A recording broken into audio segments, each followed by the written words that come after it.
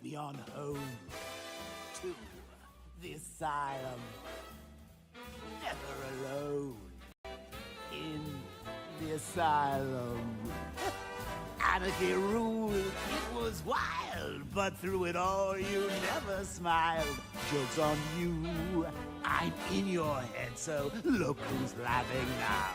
Remember in Arkham City, I killed your girl, so pretty. That was the night you let me die.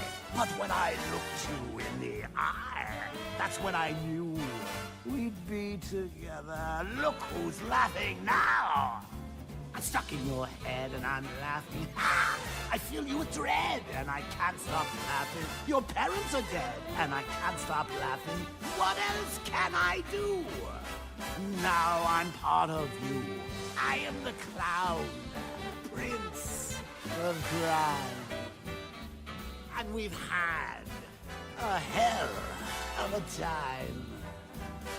You're part of me, I'm part of you. And now there's nothing left to do. I just can't wait till I'm in control. Who'll be laughing then? I drove you round the bend and I'm laughing. I'm with you till the end and I can't stop laughing. I killed all your friends and I can't stop laughing. Oh yeah, I think I can taste your fear. Now that my time is near, I'm in your blood, I'm so alive. I only wish you'd let me drive. It won't be long till I make you kill. Who'll be laughing then? Barbara's dead and I'm laughing. Ah! Jason Todd's dead and I can't stop laughing. I'm even dead and I can't stop laughing. What else can I do? Now I'm part of you. I drove you round the bend and I'm laughing. I'm with you till the end and I can't stop laughing. I killed all your friends and I can't stop laughing. I'm cock-a-doodle-doo. All because of you. I'm stuck in your head and I'm laughing. Ah, I fill you with dread and I can't stop laughing. Your parents are dead and I can't stop laughing.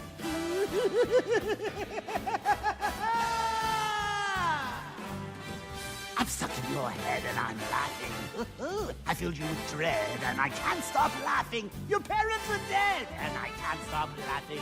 What else can I do? Now I'm part of you.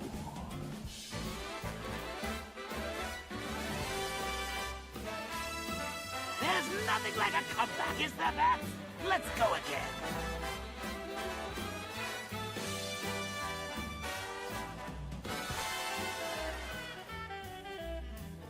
Who's laughing, Bats? Not me.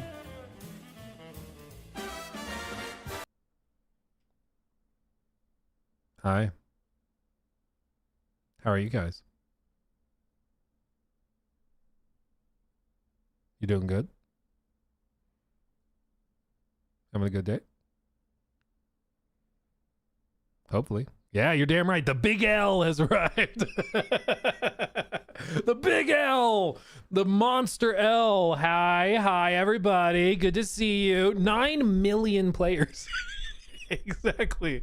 Yeah, dude. I think I've been in a... Somebody in chat will know. I don't mean to be like hoity-toity. I'm pretty sure I was in another Donkey video. Like maybe last year. I don't think it's the first one, but I was in like a tiny snippet. I wasn't there. I don't know. But I think there was another one, but I don't remember. I don't remember exactly which one it was. Either way, it was the Suicide Squad one. Okay, makes sense. We did a lot of coverage of that. But yeah, we were in the Donkey video. That was funny. 9 million players. Yeah, it's a whole thing. Yeah. Thoughts on Warner Brothers? Yeah, we're going to talk about Warner Brothers. We're going to talk about what this means for I forget who said it. Somebody tweeted. They're like, crazy. They spent this much money. They spent like $58 billion or 78, whatever it is. They spent all these billions just to get the Nemesis system. Wow. But I want to be clear before we get into it. This is almost certainly a very bad thing. Okay, so I don't think anybody should be happy about the Netflix acquisition. Just saying. There's also an update. The Game Awards has responded to the thing in the desert and just posted the blank are silent, blank bleeds, new blank stir. I don't know, man. I don't friggin' know what that means, but that's what they posted. Okay, so who knows? I don't know. Some new Kojima crap. I don't think so. I think again, it's probably Elder Scrolls Online related. Maybe there was, what was that other one that we looked at the end? It was a smaller project, but it looked like 1-to-1. I don't know, man. You can click on it, right? Well, no, the original post. So from the Game Awards. The Game Awards. 20 hours when, or where was it? Was it a reply? They just replied to Jeff's post. I can read. Geoff Keighley. Hold on. Please hold. Okay, his original post about it, they replied to it. And I don't think they just whited it out. I think they literally just used white blocks. I mean, I don't think they're that stupid. Yeah, see. So even when you highlight it, it's just blocks. But I don't know, man. People now saying Bloodborne, like, bro, what about this looks like Bloodborne? Are we just saying stuff? Hello Kitty Island Adventure 2. This is what we're doing? I don't come on. Come on. By that metric, I mean, it looks more like a Kardashian show game than it does freaking Bloodborne. But there you go. So that's happening. We'll talk about that. The other one I wanted to touch on, we posted clips of this and a TikTok and everything, but I wanted to show it to you just to reaffirm it. Because this is insane. Okay, this is like actually ridiculous. So, new mini segment. So, have any of you guys been playing Metroid Prime 4? I don't remember what it's called. I forget the other title. But Metroid Prime 4, it finally is out. But I saw something at the end of the podcast, and I double checked it, and I did some digging. It is in fact true. Basically, it's this tweet ended up popping off. Oopsie. Sorry, not sorry. But basically, this is what it's like when you drive through the centerpiece of the game. What it effectively is that there's like a gigantic map or a gigantic desert. And in the middle of the map, there's the desert. And then there's like little zones that go off on the edges of it. But all of this is the desert section you see here. And you have to ride through it with what they call the Viola or Viola bike. And this is what it sounds like when you ride through it.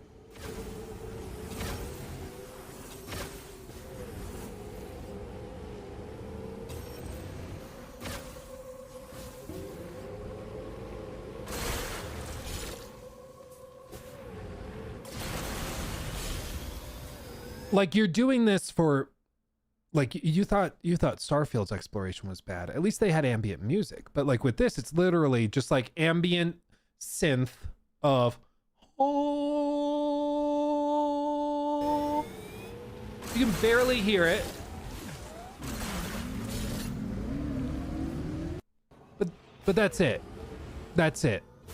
And multiple like hardcore Nintendo fan pages have been like, the music in the game is great. For some reason, there is no music in the desert.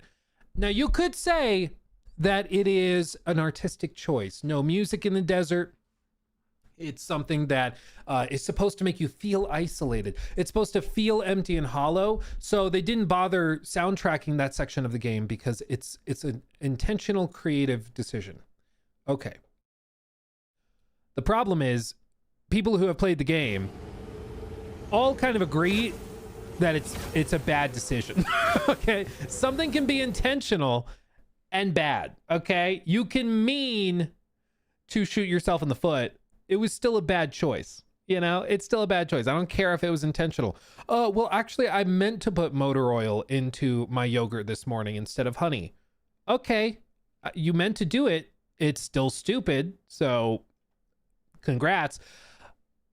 But what's crazy is that there actually is a fix for this. And the fix for it is actually a $30 amiibo, which if you are blessed enough to not know what amiibo are, they are little statues that if you take a Joy-Con, I don't have a Joy-Con like that. If you take a Joy-Con and you set the statue on top, there's a little NFC tag in the bottom and it scans it and you can get in-game rewards. They've done it forever.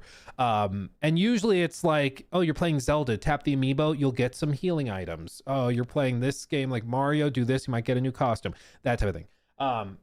I hate it. It's basically a way of selling DLC, but attach a physical statue with it so that you can charge $30 for one little bitty DLC. It's really stupid. Hardcore Nintendo fans have informed me that apparently there are NFC replicators that you can buy off of Amazon for like $10 a pop.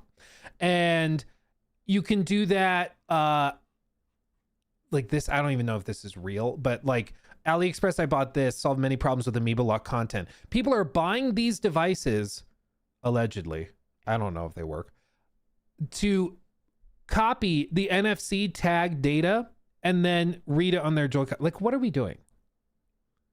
What are we doing? How is it that Nintendo fans and stans are so okay with it?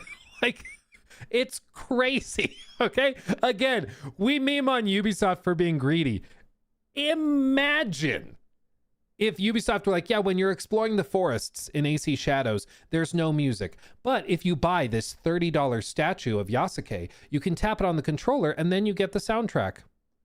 Or you can pick which songs from the soundtrack you want to play while you're exploring the forest. People would lose their minds. But with Nintendo, it's well, whatever. It's crazy. It is legitimately crazy. So I verified this and it is true. In English, it's actually very hard to find any information about this, but on Nintendo's Japanese website, they do have information on it.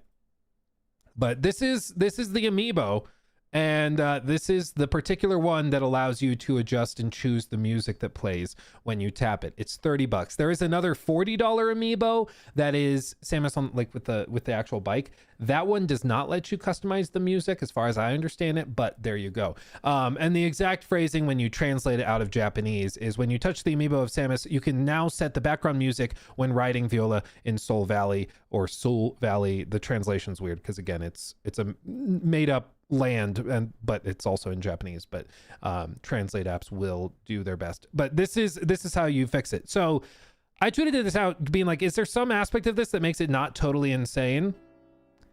And honestly, I'm not sure. I'm not sure what it is. But like, it's just low-key depressing to see how some of the retweets are defending it. Some people are pointing out that like, well, it's only changing the music. It's not actually bad because you're just changing the music. It's not like they meant for it to be quiet, and then this is just like an option for you. But I'm like, okay, but people agree it's a problem, and then they sell you the problem for $30. It's still insane. Velvet Patterns donated 10 euros through Super Thank you. Chat. Have you heard about that IGN review of Escape from Tarkov? Apparently, the reviewer completely lied about their experience. I'm One not. Peg on YT has a short video breaking it down. Anyways, happy holidays. Oh, I had not heard anything about that. Is there some scandal about the Escape from Tarkov review? I had not heard that. I've been immersed in this nonsense, but I hadn't heard about that. Maybe we'll look it up. Thank you for the 10. Very, very generous. Yeah, exactly. Caleb, with 17 months. Thank you for that. Caleb says, stop picking on the billion-dollar company, you bully. Nintendo only has some of the biggest IPs in history. They don't have much. Well, and literally, like, look at this. Look at this. Apparently unlocked later in the game. 2 NSO.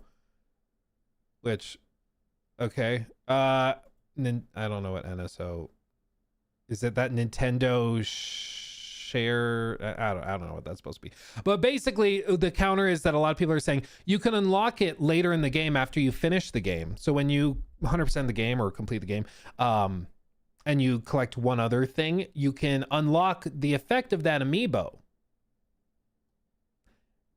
after you've played the whole game. Am I crazy for thinking that that's not a fix? Like, when you finish the game, then you get the thing, or you can pay $30 for it? What? Like, are we gonna defend like locking New Game Plus behind a paywall because at the end of the game you unlock it anyways? Like, what are we doing? That's dumb. Other people, to be fair, a lot of these people are baiting and like memeing, so I don't know how many of these are serious replies. One of them I'll show you is like hardcore bait and actually got a good number of people. It was pretty funny. But like this one, I genuinely don't know if this is an actual counter defending it. Okay, let's think outside the box a bit, showing Spotify. Yes, you can play Spotify while you drive through the desert. The point is that if you want it in the game, they're charging you $30 for it. Like, yeah, it's just like, okay, I guess. Yeah, oh, don't let Skill Up read about this. Let's see. Amiibos always had dual functionality. One, they are lovingly crafted figurines. I'm sorry. It is so cringe calling them lovingly crafted. I have some nice statues behind me, collector's editions from all sorts of games. This freaking monstrosity, this behemoth statue from Warhammer, is like a monster. Okay, I'll show you. It weighs like 85 pounds or something. Oh my god. Because it's all resin. Okay? This is a lovingly At crafted Intergalactic Pirate statue. Radio donated $10 through Super Chat. I personally believe that the more profit-driven AAA gaming becomes, the more we're going to see indies and OS studios picking up that slack, as they're turning out critically successful games. I agree. The AAA space as it stands for $300 million, I don't think it makes sense. I agree. Totally agree. Thank you for the super chat. But this is a lovingly crafted statue from Weta, hand painted. This is lovingly crafted. A mass-produced amiibo that you can buy in Target or Walmart. I don't think fits. Oh my god. It broke. His arm just popped off. It does that. It's part of it. At Bender 5049 donated $10 through Super Chat. What's Nintendo going to do next? Make the control mapping cost money. Exactly. Like, it's dumb. It's very dumb. I broke it. Yeah, sorry. This is why I can't have nice things. It's all of the pieces actually are replaceable. You might be able to see more down here, but actually it comes with like, it comes with like a replacement head and then like the chain sword. Focus, damn you. Yeah, see? Like actual blood and gore and viscera falling off of it. You can swap out Titus's head. Come on. Like this is a lovingly crafted statue, okay? This is.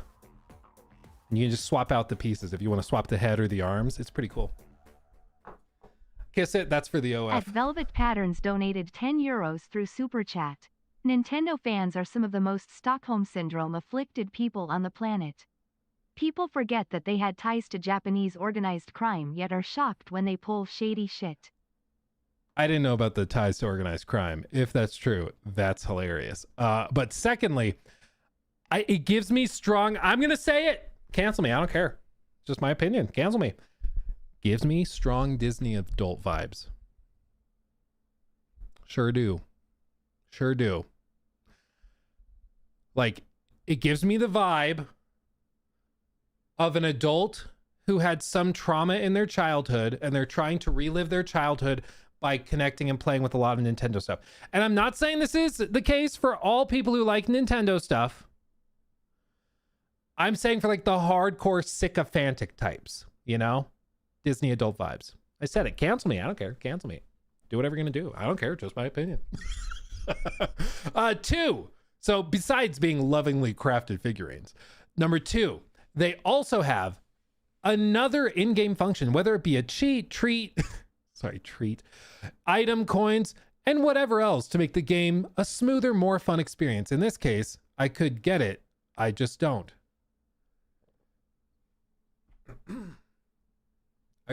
Are you worried people were going to call you broke? What do you mean I could get it? I just don't. Do you mean like this particular feature oversteps? I'm not sure what that is. Your 40K doll is very pretty. Thank you. Thank you. Yeah, I can play dress up with it. Swap out the pieces. Yeah. It's not a doll. It's an action figure. Let's see. Metroid is supposed to be creepy and ominous. A motorcycle at all is odd, but it's balanced out in the silence. So much of these games is atmosphere. No music for a dude who grew up on these. Starting with the OG, it is better. Or starting with the OG is better. It's one thing if it's a creative choice to play it in silence. My point is that multiple people, maybe I have it bookmarked too, a couple of the reviewers specifically mention how like sucky the desert section is, and how the silence is really awkward, because there's multiple times, like the one clip that went viral from somebody's review, I'm not sure whose, I didn't recognize the voice, but it basically was like, so you start here, and then you need to go, and they say you go anywhere you want, so you drive across the desert and you go to the Iceland. Ice, baby. You go to the Iceland, but turns out there's an ice wall. You need a fire thing to break the ice wall to progress. So what do you do? What do we do?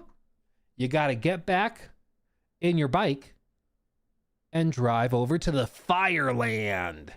You go to the Fireland. Fire. And you get a fire chip for your gun. And so then you drive back across the desert to use the ice or the fire chip to break the ice. Turns out you need it equipped by a separate guy. So you have to drive back down over here to have the engineer dude equip it. Then you drive back up here to go back to the ice land, break through the wall, and progress to the end of that zone.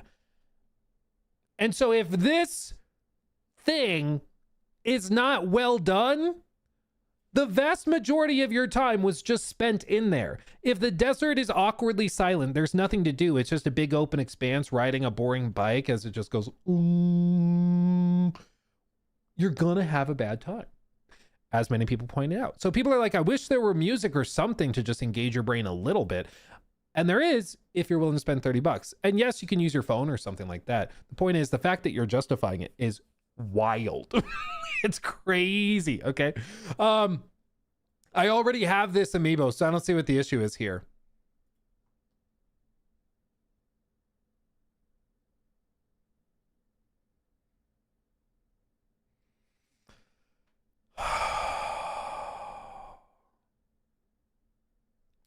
Is it bad that sometimes I read a comment and I just want to yell, virgin?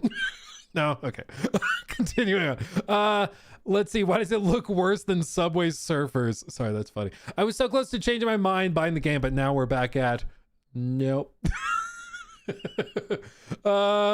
Sadly, this is nothing new. Yep, they already locked. I bet it's locked. At Intergalactic Pirate Radio donated $10 through Super Chat. Thank you. Sorry to bombard you with Super Chats. Don't be but sorry. I just remembered and wanted to get your 2 cents on Netflix supposedly acquiring WBD. Oh, and what it means for their gaming division. I got it because I also looked up whether the gaming division is part of it. Turns out it is. Everything's bad and everybody should be very sad and scared. Okay. We'll do a whole segment about it in a minute, but it's very not good. It's very not good. I don't know who this Akash guy, Akash Gupta is, but he also put together a little statement going through it. And I actually agree with almost everything he said about it. So we'll look at that. But yeah, there's no way of spinning it. I think this is bad. I think this is bad. Oh, this is what he was saying. To download the Nintendo Music app. That's what he was talking about. He's like, the problem solved. Download the Nintendo Music app and then Nintendo Switch Online members can enjoy music from certain Nintendo games on this smart device app.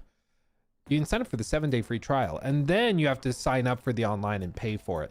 So their solution to the soundtrack in the desert and music in the desert being locked behind a paywall is to sign up for an app and sign up for a subscription you may or may not already have to listen to the music that way. Yeah, you all have phones, don't you? It's crazy. Also, shout out, it's just Alex. Top 0.1% of viewers, 532 videos, dude.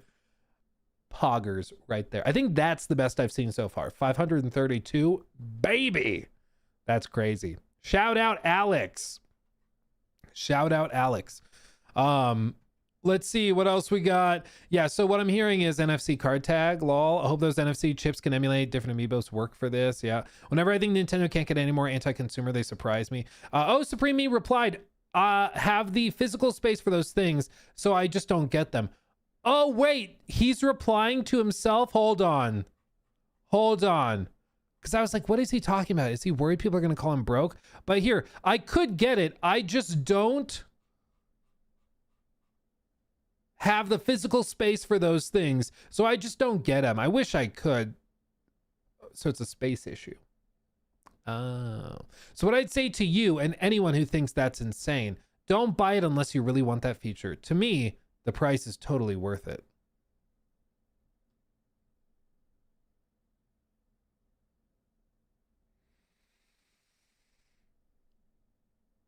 Virgin. And moving on.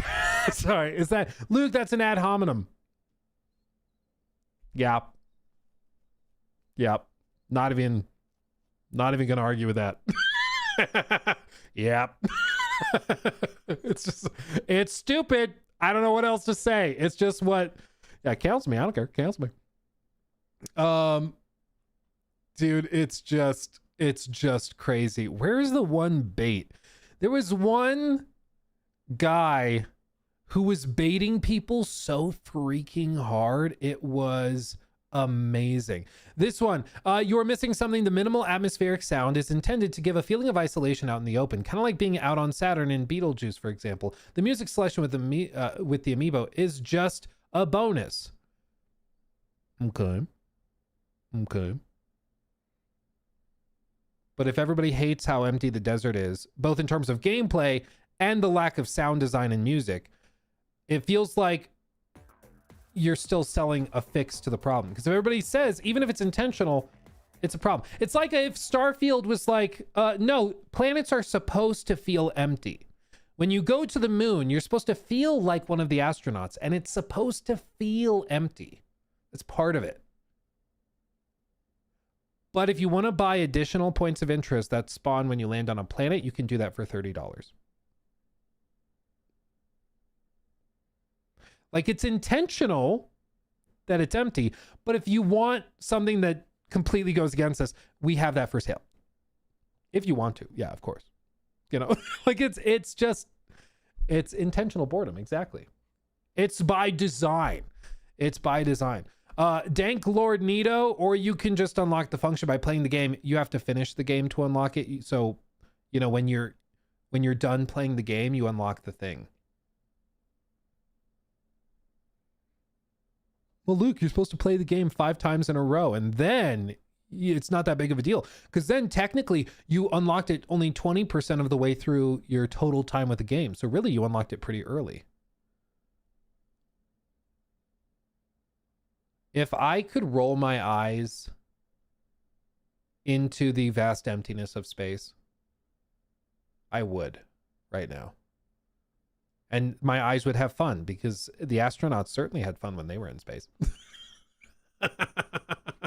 It's just all stupid. It's all stupid. I wish I could find the bait post, because that was freaking funny. It was a dude who was basically like, maybe I can search for it.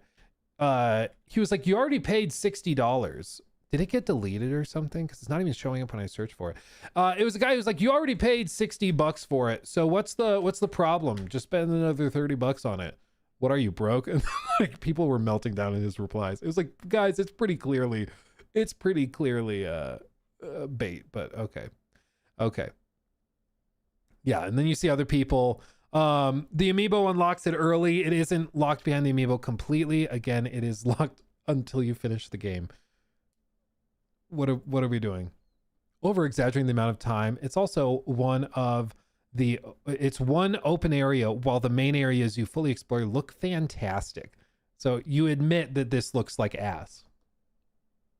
Because you're suggesting if the other areas look fantastic, that implies that this one doesn't. Can I get you on the record? Can I get you on the record? Festive Eliza? Does it look like ass? Or does it not? What say you? Kind of looks like ass to me. Oh, thank you. I will say, parts of it do look good. Parts of the game do look good. I have no problem saying that. I also have no problem saying that this looks like a hot steaming pile of piping hot brewed donkey ass tea. It just do. It just do. It looks fine. Yes, if we rewound the clocks to 2007 and you were playing on a baked potato, it looks fine.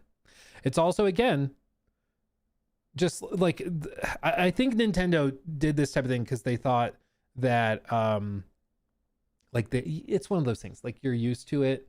People who play Nintendo stuff are used to the amiibos having added functionality, so they didn't think this was going to be a big deal. And I saw it, I thought it sounded insane, so I tweeted it out, and then it ended up, you know, being seen by 3.5 million people. And I've gotten so many emails and DMs about it. It's a little funny, but like, no, it's just, it's one thing that happens with Nintendo regularly, where they do something that is totally insane, but everybody in their bubble is used to it. And then, like, they act surprised when people outside their bubble are, like, shocked. It's, you know what it is? It's the same kind of thing as with Star Citizen, when, like, Star Citizen hardcore fans hear that people are not okay with, like, $800 price tags on stuff. And they're like, but, like, what's the big deal? I play the game a lot. It's like, to anybody outside of your bubble, this is insane. But you're just used to it, you know? You've become accustomed to it. Exactly, kind of like BGS with, like, the paid mods. They take a quest line that's all of 30 minutes, has a broken reward at the end of it. They give you a gun for completing the quest, and it doesn't even reload for like 1.5 years. No, I'm not making that up. That is real. And they then, you know, the hardcore fans like, well, but it's just added content. It's extra content. And they're surprised people are upset about it. It's just, it's dumb. Again, if you ever find yourself attaching your, like, a piece of your personality and self-worth to a multi-billion-dollar corporation, it's a meme, but, like, seriously, touch grass. Go do something else. Xbox don't give a crap about you. Sony doesn't. EA doesn't. Warner Brothers, Netflix, like, none of these companies, Nintendo, they do not care about you, okay? They just don't. So when, like, you remember when there was all that stuff about, oh, I wonder if I can find it, because it was so freaking funny. It was Xbox.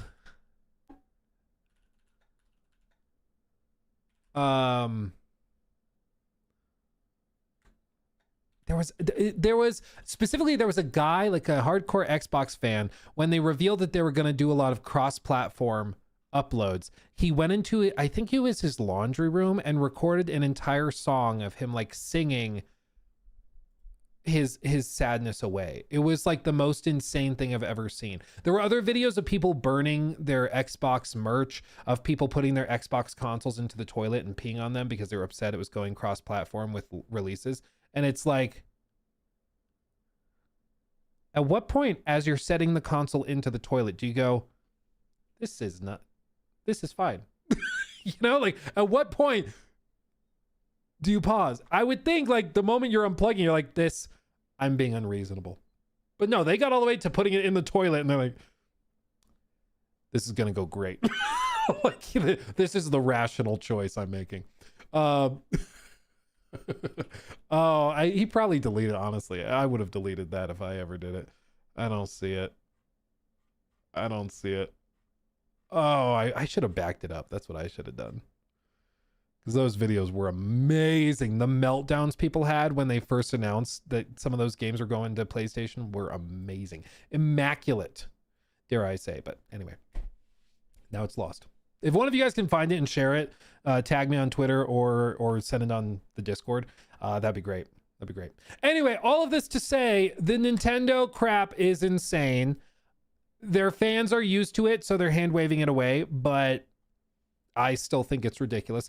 And I was genuinely interested if I was missing something, if there was like a piece of this that I didn't understand. But no, it is just exactly what it seems like. I think the best point to counter it is to say, well, no, the game is supposed to be very empty in the desert. It's a bad choice. It doesn't work. It ends up being super, super boring. But they meant to do that. And then they didn't really connect the dots that then people would therefore use the Amiibo unlock to play music while driving.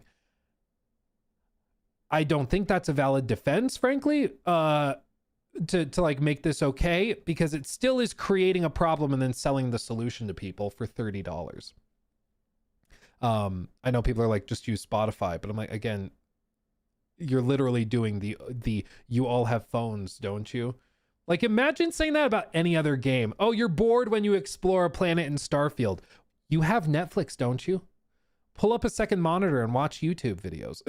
It's like, what, to make the game you bought at full price less boring, go use another device and spend money over there, and it'll make it better, because the two halves of an experience will make a full one.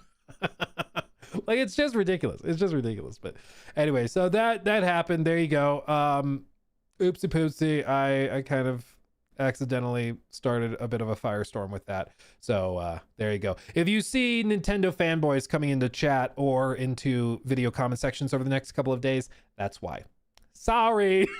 Sorry. Oh well. If you're gonna buy a Switch 2 just to troll people, buy them used. Buy them used. Or like, I think there are some refurbished ones, but buy them used, because then Nintendo doesn't get the money from it, which is funnier, frankly. I don't know, cancel me, I don't care. Okay, we should talk about this. Okay, Warner Brothers Discovery. I'll catch up on super chats, by the way. Just a second. Okay, just a second. Let me see. Have you seen the Soda's Fallout fan animation yet? Peak. Oh, I have that. I literally have it in this other tab because I pulled it up in the last stream and I didn't search it. That's funny. Oh, that's cool. Katie Cat. Twitch now tracks stream streaks. So it says that you reached your 10 stream streak. So you've watched 10 streams in a row. That's actually really cool that Twitch is doing that. That's cool. Who knew? Does this mean Netflix will now dabble more into game development? Yes, but not in the way you want. Just you wait. I'm going to tell you all about it, because I guarantee you, it's worse than you think. Okay? Just buckle up. Dr. Snuggles, thank you for that. Just reached a 15 stream streak. Fantastic. Thank you. Let's see. Game. There we go. Let's see. What's the next one? I read that one. Yeah, I had not heard about the IGN Escape from Tarkov thing. We'll have to look that up. Thank you, Intergalactic Pirate Radio, again for that 10. That was very generous. I do agree. I think AA's and indies are going to pick up a lot of the slack. Bender, thank you for the 10. What's Nintendo going to do next to make the control mapping cost money? Probably. I mean, they literally... You know what's funny? Is that they literally kind of did. They literally kind of did already. Do you remember the whole thing about the chat button? I think this is the screenshot button. So I think it's this one. There's a button on the Switch 2 controller that doesn't work unless you pay for the online subscription. You press it and it prompts you to sign up for the subscription, which is insane. But that's what that is. So they kind of did. I know you said that as a joke, but they kind of did already. It's a little insane. Velvet Patterns, thank you again for the 10. And yeah, the Stockholm Syndrome, the bizarre defense of multi-billion-dollar companies is so funny and so sad to me. And thank you for the other $10 super chat as well. Still Danny, thank you for the 5. Did you see a clip from your Where Winds Meet video is used several times in Video Game Donkey's latest video on it? Yes, I did see that. It was pretty fun. Pretty fun. 9 million players, dude. 9 million players. And I think it's up to like 10 now. It's like a little insane. It's a little insane. And it launches on mobile this month too. Figure that one out. It's gonna pop off, dude. It's gonna probably hit 15 by the end of the year if it launches on mobile. It's ridiculous. It's ridiculous. Downright silly, dare I say. Let's see. Conrad, thank you for the super chat. Luke, I recommend you see another interesting game project from Poland, the Venehorn. I will pull that up in another tab and look at it. Open world RPG inspired by classic role-playing roots. Follow a man haunted by his past as he faces inner demons in a world shaped by faith, fear, and survival. Oh, I think we have actually looked at this a couple of times. It looks vaguely familiar. I'll add it to my wish list, to-do list, and we'll circle back to it. Thank you for the suggestion. Appreciate you. Thank you. Leo, thank you for the 5. Hey, Luke, I'm looking for some solid RPGs for the deck/PS5. I played AC games, Witcher 2077, Baldur's Gate 3, Fallout, Elder Scrolls, etc., etc. What others do you recommend? There's one that just launched yesterday. It's pretty good. Octopath Traveler 0. Not as good, in my opinion, as like Octopath Traveler 2. But that's like it's like a JRPG. Fantasy tropes, they're not going to change your life like a Baldur's Gate, but not many games do, which is why Baldur's Gate is special. But if you're looking for something that's just got a unique flair and spin to it, that would be one worth checking out. I've been having fun playing that, and it's great on handhelds. It's like perfect for handheld, so I recommend you check that out. As for other ones, what's the other one that just launched earlier this year? I don't know how it runs on the Switch. It's like the 2.5D, not Tormented Souls. I literally have the statue behind me. It was like heavily inspired by old school Bethesda games. You know what I'm talking about? It's like the AA one.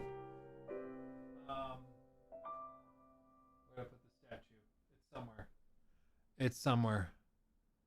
Tainted Grail. Tainted Grail. I think that's right. Tainted Grail. The Fall of Avalon. Yes. Yes. Thank you, Koraz. Thank you. This one. It's like heavily inspired by old school Elder Scrolls games. So it's kind of like Skyrim, but by a fresh team with some fresh ideas. Very, very, it scratches that itch that you may have forgotten you once had. But yeah, check this one out. If you like, Octopath is very JRPG 2.5D art style. Like, I understand if it's not your thing, but if you like Bethesda games and Bethesda style games, this is definitely a spiritual successor, I would say.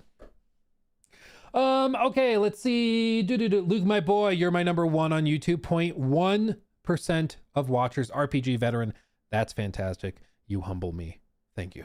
Thank you, truly. The recap has been really cool and very humbling to see how many people spend so much time watching our stuff. We really do appreciate it, okay? Like, truly, it's insane. So, appreciate you. Let's see. Jake, also, thank you for gifting a membership to the community. That's fantastic. And JJ Max, thank you for that. Did you hear they are making Tarkov on consoles? Wonder how that will work since you need every button on the keyboard. One word, my friend. Spinning wheels. That's all you need. Radial wheels, I guess is the technical term. Radial wheels, man. You ever played Baldur's Gate 3 on a controller? That. Press the button. Yeah, did I say one word? Yeah. Well. At Lo-Fi Two Lazy, words. donated $10 through Radial Super wheels Chat. on a controller. How could you not recommend the 10 out of 10 Starfield?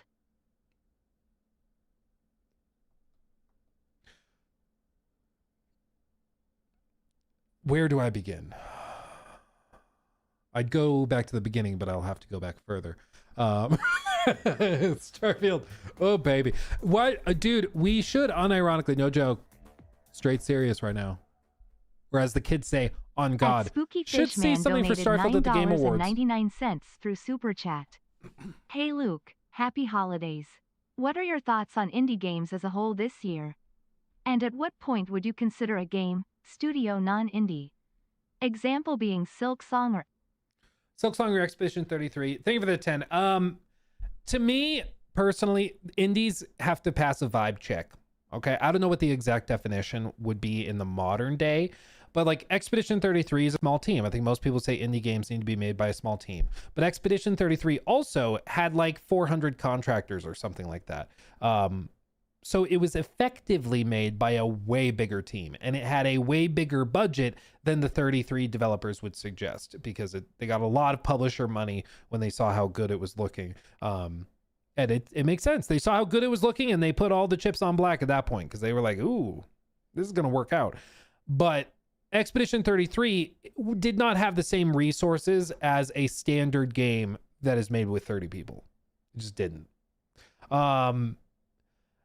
As for other aspects, like, so I think small team is one. The budget has to be smaller, I think. You can have a publisher and still be indie, in my view.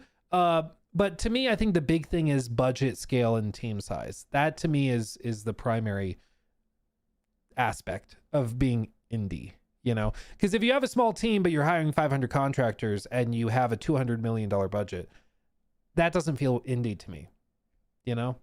It just doesn't. It just doesn't. So it's a tricky thing. There's not a clean definition anymore. It used to just be, yeah, they don't have a publisher or a traditional big publisher. But in the age of Steam and self-publishing and stuff being easier than ever, that doesn't really hold, especially because now there's venture capital who will come in and throw a lot of money at small studios because they want a piece of the pie. So you don't need a publisher even to develop something big anymore. So it's a good question. What was Expedition 33's budget? Was it really 200 million? No, I don't think it was anywhere close to 200 million. People throw around 200 million, and I think that number gets thrown around a lot. People talking the hundreds of millions, but you have to really try to spend that much money on a game. I don't think Expedition was anywhere close to that. If I had to guess, it's probably in that like 50 million. Well, maybe not even that. It's probably way less than that, honestly. Maybe in the range somewhere between like 15 and 35. That wouldn't surprise me. 15 and 35, somewhere in there. Yeah, people throw around 100 million, 200 million a lot, as I just did, because it's just a quick round number, but it's really hard to spend that much money. In the same vein that, like, I think it was, everybody, like, we were trying to figure out how much money they probably spent on Assassin's Creed Shadows, and some estimates had it at like 150 million. Some were like $500 million easy. It's really hard to say because they're such a huge company and they have a lot of teams, like 2,000 people touch a project, so they all get in the credits, but that doesn't mean 2,000 people worked full time for 5 years. You know, that's a different thing. They might have had 400 people working for 5 years full time, and then they had 500 people work on it for 6 months, and then they had another 500 work on it for a couple of weeks towards the end. You know, like, it's hard to gauge how much that actually cost, but what Yves Guillemot, the CEO of Ubisoft, said was it was over 100 million euro, which doesn't tell you as much as it sounds like it tells you, because most estimates were way above that. So it's like, how much did you spend on that burger? More than $1. Still doesn't help me. Okay. There you go. Starfield was a development cost of 200 million according to Google AI. I'm not sure I would believe Google's AI personally on that one, because they haven't spoken about it and we don't know. As for the Concord thing, the $400 million number comes from literally just Colin Moriarty. And he was counting the purchase of the studio, the contract work, marketing, all of the partnered stuff that they were doing, like the secret level video episode thing that they did. And when you add all of that together, I could see it being really, really high. 400 million, though, is still a massive number. If they spend $400 million, they deserve to lose all 400 million. At Virex Gods 4,315 donated $9.99 through Super Chat. Thank you. Love your insights on games. Do you think Exodus is shaping up to turn out good? I saw that they are dropping a new trailer at the Game Awards. I'm scared to be excited. I'm scared to be excited for games this year. No, I think it's fair to be excited. It's fair to be excited. The danger is when excitement spills into hype, because hype leads to cope, and cope is when you just start lying to yourself to tell yourself what you want to hear. Like with the Starfield thing, when it was like, hey, Todd is being really cagey about open world stuff. He won't tell us if you can freely fly on the planet's surface, which to me suggests that you cannot. People are like, no, you totally can. He's just waiting till closer to launch to talk about it. I'm like, okay. So it's okay to be excited. I'm excited for lots of games. My goal is to not get to the point of like hype where I start to hand wave away red flags because I'm too hyped, you know? Hopeful, yeah. Optimistic, that's fine. Yeah. I think a lot of people mistake skepticism for cynicism. They think that if I am being skeptical, I have to be just like the party pooper where everything's terrible, everything sucks. And that's not what it means. It's just not what skeptical means. That's what cynical means. And there's a reason they are two different words. Being skeptical just means that you don't believe something until there's sufficient evidence to believe it.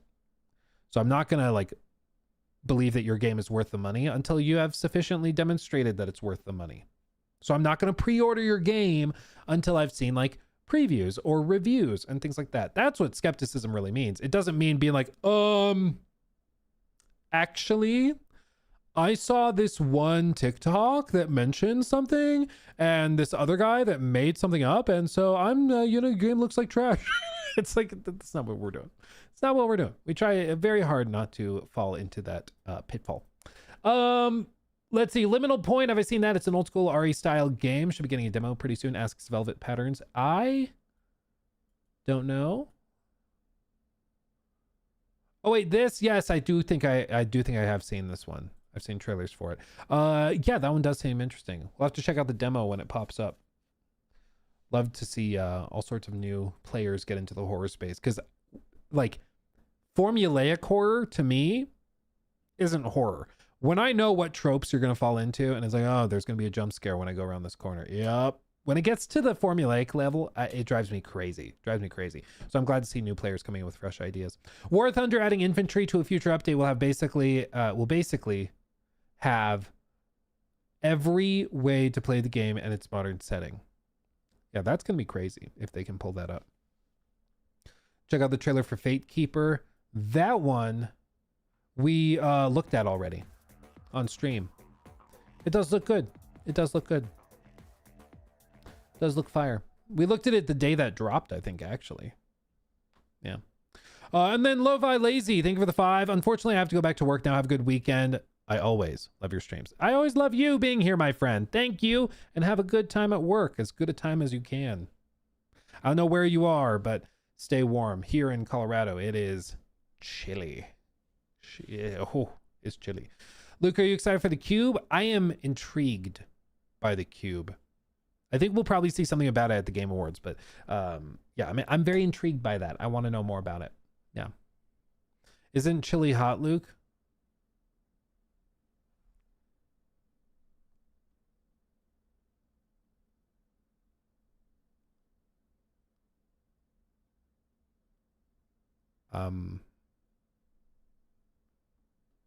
I guess so. I guess you got me. Got me there. How's the pupper? Pupper is very good. He really likes the snow. If he could spend all day outside, he would, but his poor little body has no fat on it. So he just gets like so chilly, but he wants to stay outside and keep playing, but he is so cold. It's very cute. But because he's a hound as well, he shoves his nose into the snow and starts sniffing around. And so he snorts up the snow, and that makes him even more cold. And so, he loves it, but he can't be trusted in it. That's part of the problem. Romeo Cam Wen? Well, he is currently an 8-month-old puppy. So he is a bit of a spaz. Doesn't do too well when it comes to just like chill, down here. If he was like chill enough where I could just leave the door open, he comes and sits in here with me and he can leave, he can go take himself potty, whatever, then I'd be totally fine and we would do that. Right now, though, he has no chill. He would come down, he'd eat Legos. We'd have to take him to the vet and have pump his stomach or whatever they do. Like, right now, it wouldn't really work. But I'm told his breed, when he gets older, he will become just like a total couch potato. And at that point, he will be very chill. But got to get through the puppy phase first, which is very fun in other ways. It's just when you're a puppy, you are not the type to come and chill on a stream, Yeah, I did hear about the Hassan training method. I did hear about that. I'm not sure if it's the best fit for people like me that with a conscience. I'm not sure if it works, but anyway, sorry. It's a layup at this point. The jokes write themselves, but what are you gonna do? Anyway, yeah, free Kaya. Yeah, I don't want to do that. So if we're gonna have a dog bed down here, it'll be when he wants to be down here. And the problem is right now, he wants to be down here, but he also wants to eat Legos and he wants to chew on cables and stuff. And so he can't be trusted. But he'll get there eventually. Don't get too political, Luke. Yeah, with the don't electrocute your dog. It's a hot take. Cancel me. I don't care. Cancel me. Real quick, shadowy Dr. Threams, thank you for the 5. Hate to say it, but I heard through the grapevine that Elder Scrolls 6 is just an idea and that BGS's primary concern is Starfield for the next few years. If I could tell you some of the things I've been told by people. At Arkham Vigilante 5498 donated $10 through Super Chat. You have no idea. Just got AC Origins and all DLC on PlayStation Store for $11 and they wonder why no one buys day one. Have a great holiday. For real, dude. For real. The discounts are crazy. But I mean, awesome discounts are awesome discounts. AC Origins and all DLC for $11. That is a steal. AC Origins, dude, you're going to play it and you're going to be like, what happened? Because here's the deal. AC Origins, when it came out, people were like, what is this crap? It's like an open world RPG, Assassin's Creed. Now we look back at that and go, that's like a masterpiece. Dude, just the intro to Bayek is chef's kiss. Fantastic. Also, why do they call that a chef's kiss? Are chefs kissing their fingers while cooking? Why are we okay with that? Like, if it was old grandma kiss, then fine. Whatever. Chef's kiss? He's kissing his fingers? Hopefully not. Sorry. Anyway, didn't mean to get political. But just throwing that out there. Yeah, but going shadowy doctor. I will say, I'm cautious where I don't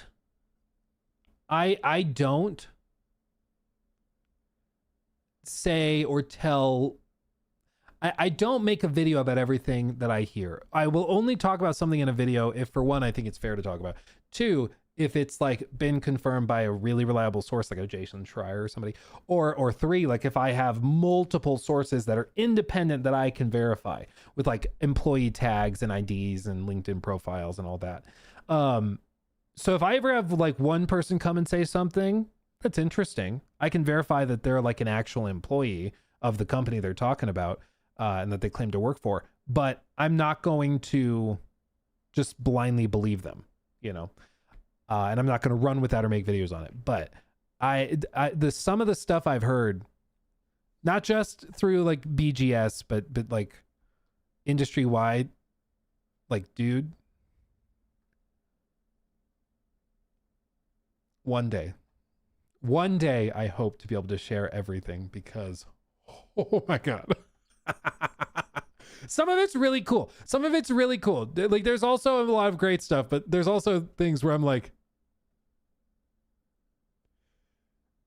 if this is ever like confirmed, like this is going to be a topic, you know? Same thing when people are like, why did they cancel and like they didn't cancel. They restarted development on the BioShock game because executives hated the story so much.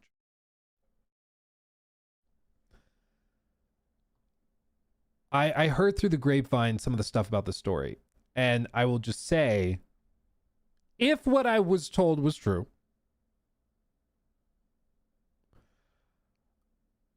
it's probably good that it's getting a bit of a reset. Just say.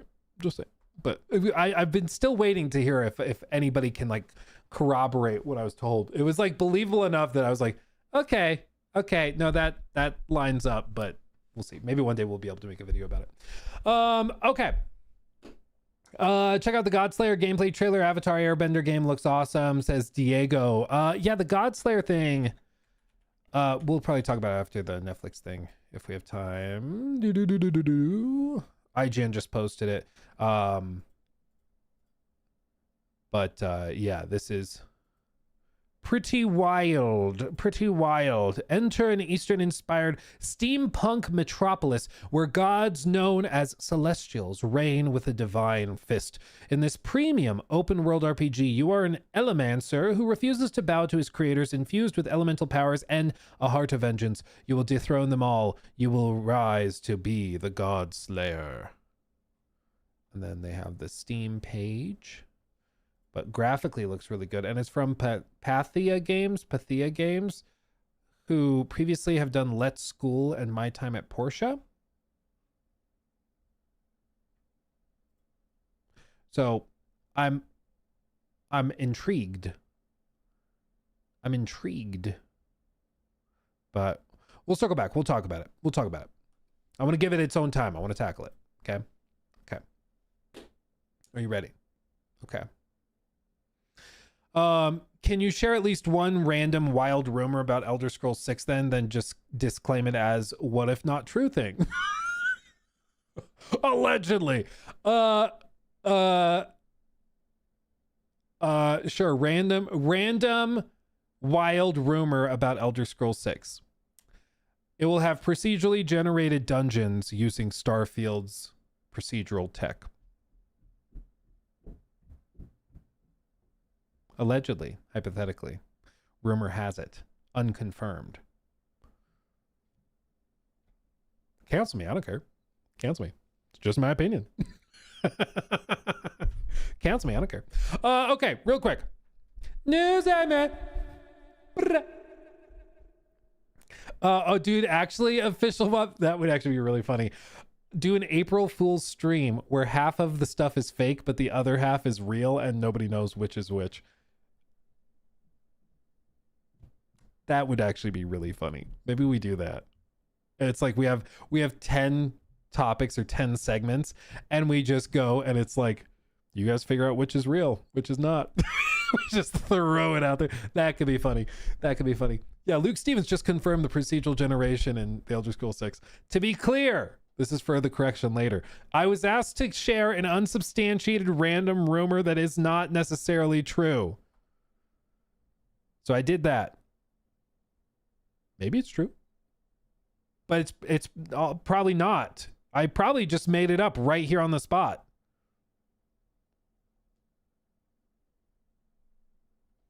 You know? Yeah, wait for the Twitter clip. Okay, let's have this. So,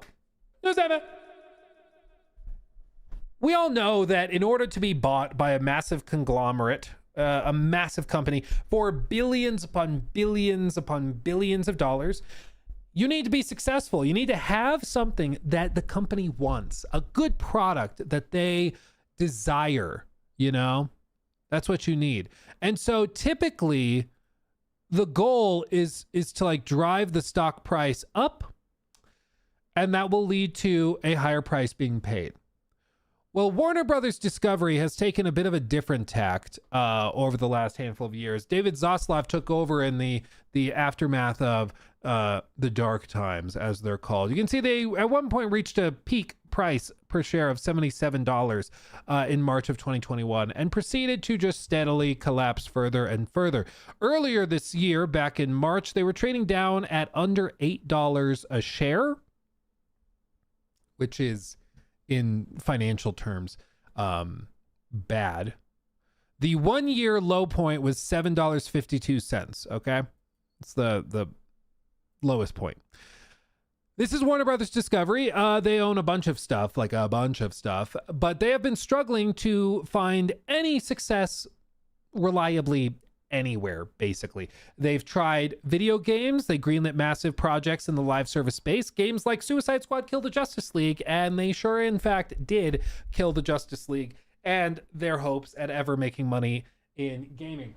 They shut down other studios such as Monolith, for example, the guys behind the critically acclaimed and very good Shadow of Mordor, and not quite as good, but fine, Shadow of War.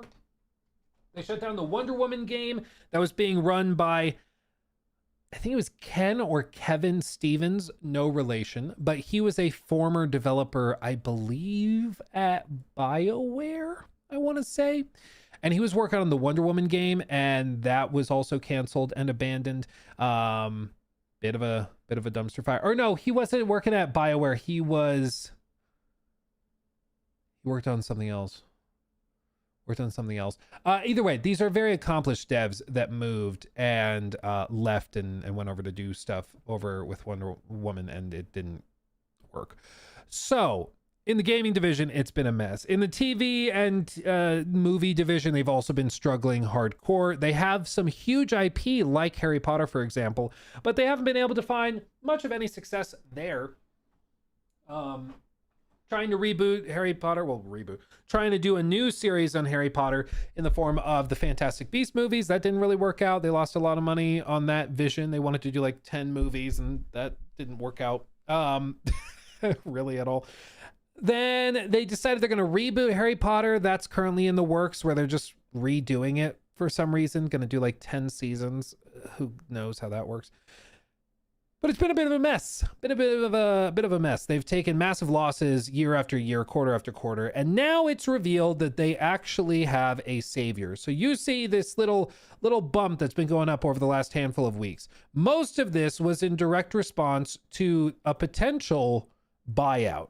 Back in the summer, it was being discussed that they were actively shopping around for a buyer, and any buyer would come in and offer more than the current price. It's kind of how you buy out a publicly traded company.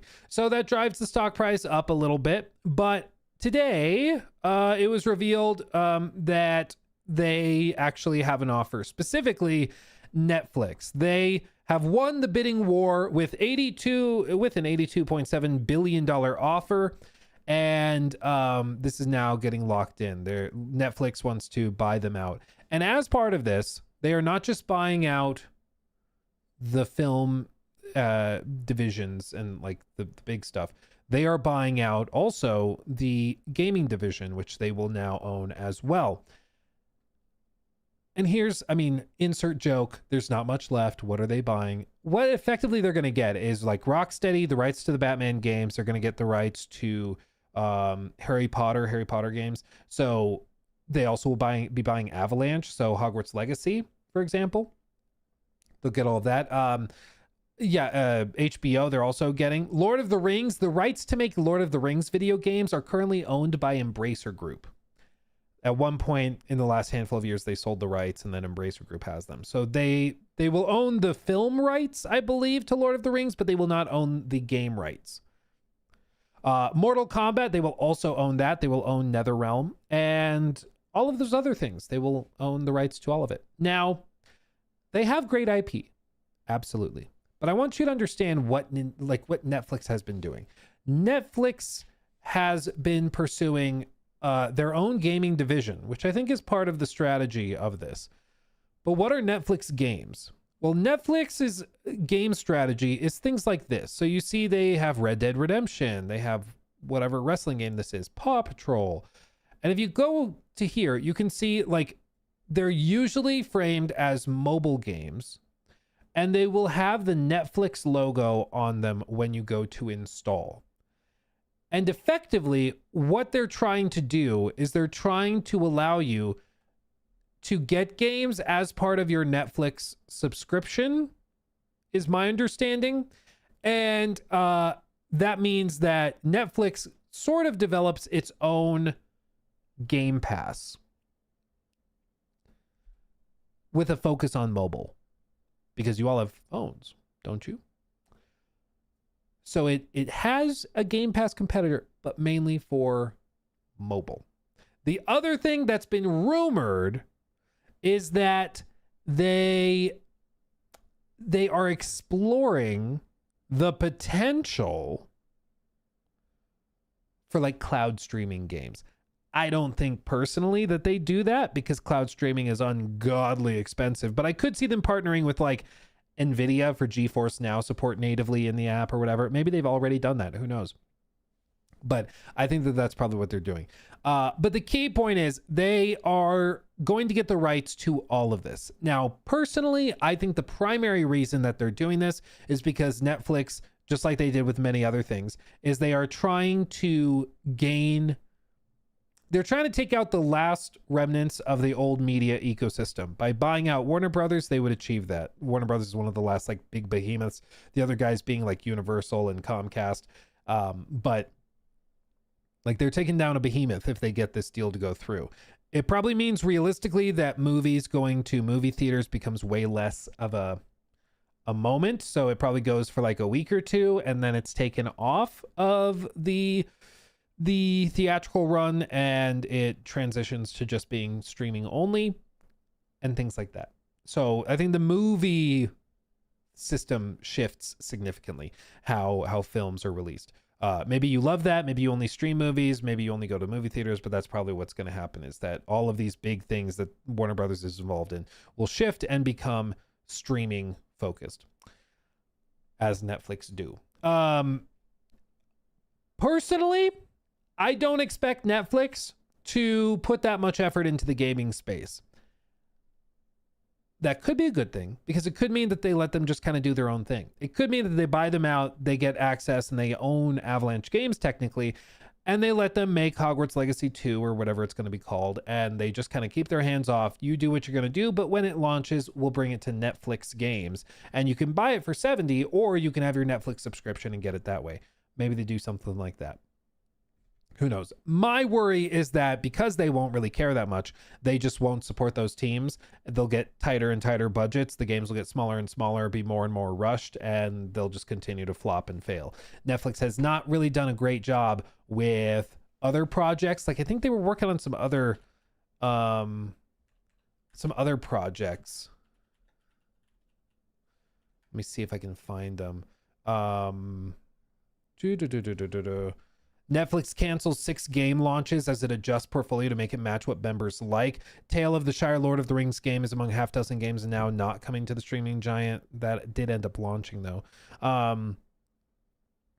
Yeah, this was back in February. Let's see. Yeah, shifting. And again, they're shifting always towards mobile games. So they probably just are primarily going to push for like mobile games. That would be my guess. Like, oh, you want a new Batman Arkham game? Okay, well, we have a mobile version included in Netflix. So there you go. There you go. Probably not great. Yeah, it's easy to forget that Netflix and Warner Brothers Discovery merger deal also includes a large number of game franchises that date back to the earliest days of gaming, and Netflix is about to own games from Midway and Atari Tengen's libraries. The moment you realize Netflix now owns not only Warner Brothers games, but now they own Mortal Kombat and most of the Midway to post 1985 Atari libraries as well. Which, again, in an ideal world, all of that gets like posted for posterity's sake. It gets preserved and people get access to all those games. That's the ideal. But my guess is that Netflix is just apathetic. I think that they're mainly buying them to get rid of a competitor, and they're not really buying them because they see some opportunity with gaming to revitalize it. personally. Like, people were saying and making jokes, wow, $80 billion, that's a lot of money to spend on the Nemesis system. And that is funny. But realistically, I think if you asked one of these Netflix executives that's buying the company, I don't think they would know what the Nemesis system is. I don't think they're that involved. I don't think they care that much about the gaming.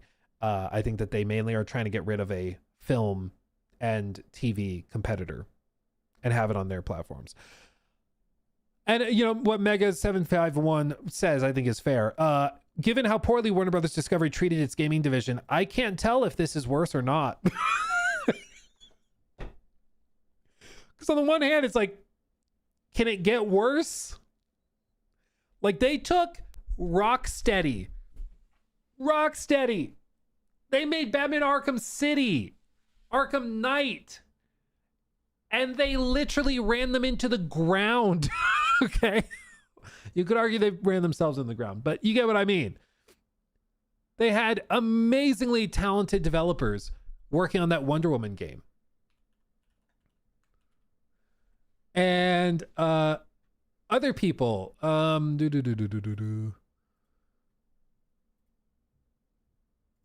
this guy, no relation again, Kevin Stevens, as far as I'm aware, worked at Monolith. And this guy, like, has quite the resume.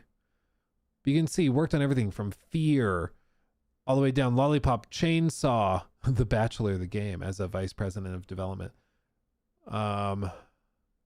Whereas, I mean, going all the way back, like, talk about an OG, dude.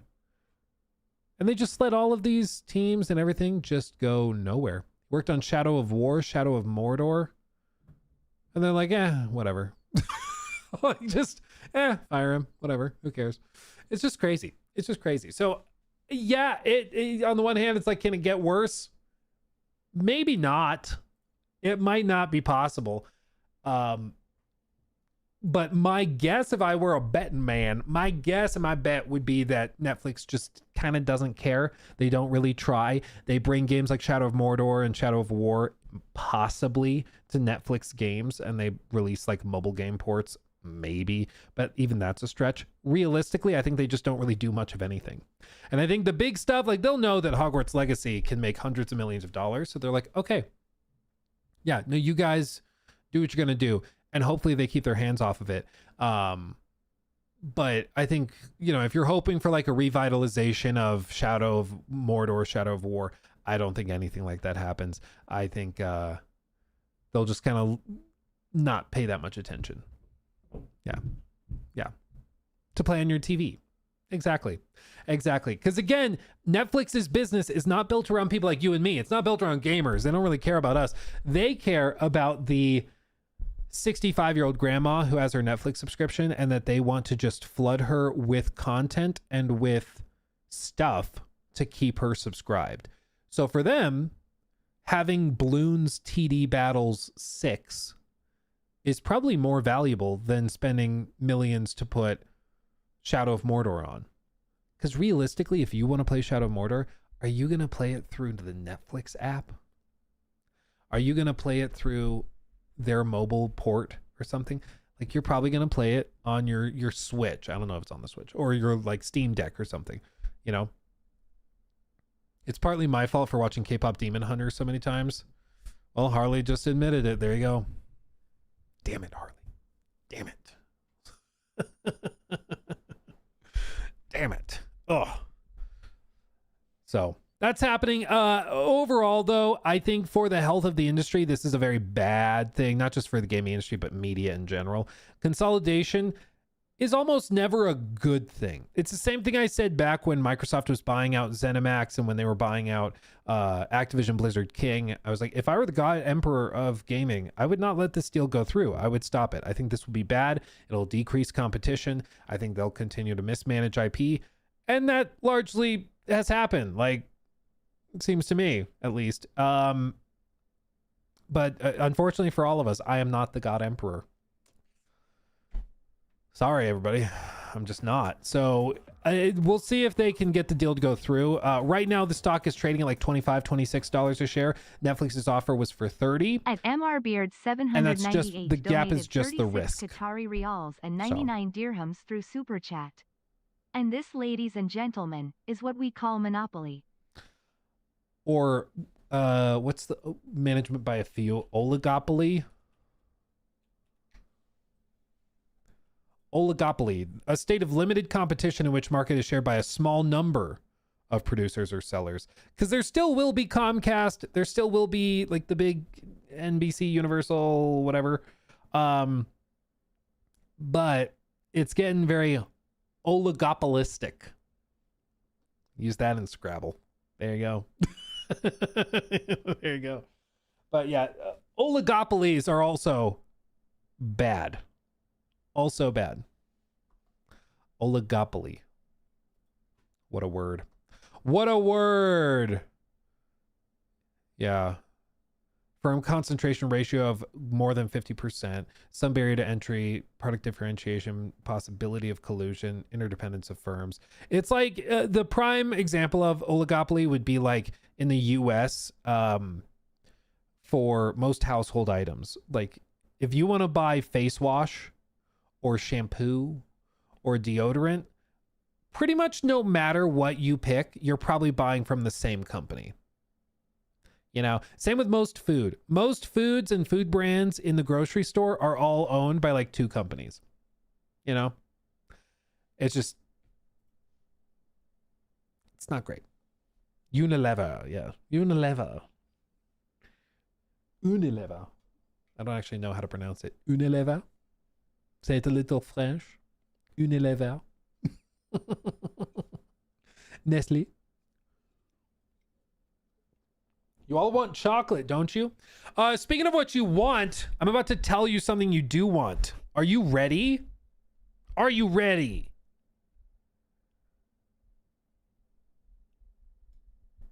I haven't seen anybody in chat mention this, so I don't think you guys saw this. What is a franchise people have been praying gets more attention, specifically in the RPG space, and specifically from a team like Obsidian? What is a franchise people have been asking Obsidian to go back to? Of course, My Little Pony. Of course. No, it's Fallout. And if you were to go back to Fallout, who would be the best person to bring back? Maybe, perhaps, one of the creators.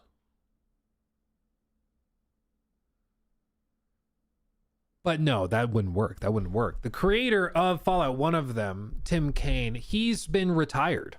He's not coming back. He's not working. But I mean, maybe he'd come back if he were working on something really exciting. I mean, what game could make the creator of Fallout come out of retirement and start working at the company that people have been praying gets a chance to make a Fallout game? I mean, what are the odds of that happening? Oh.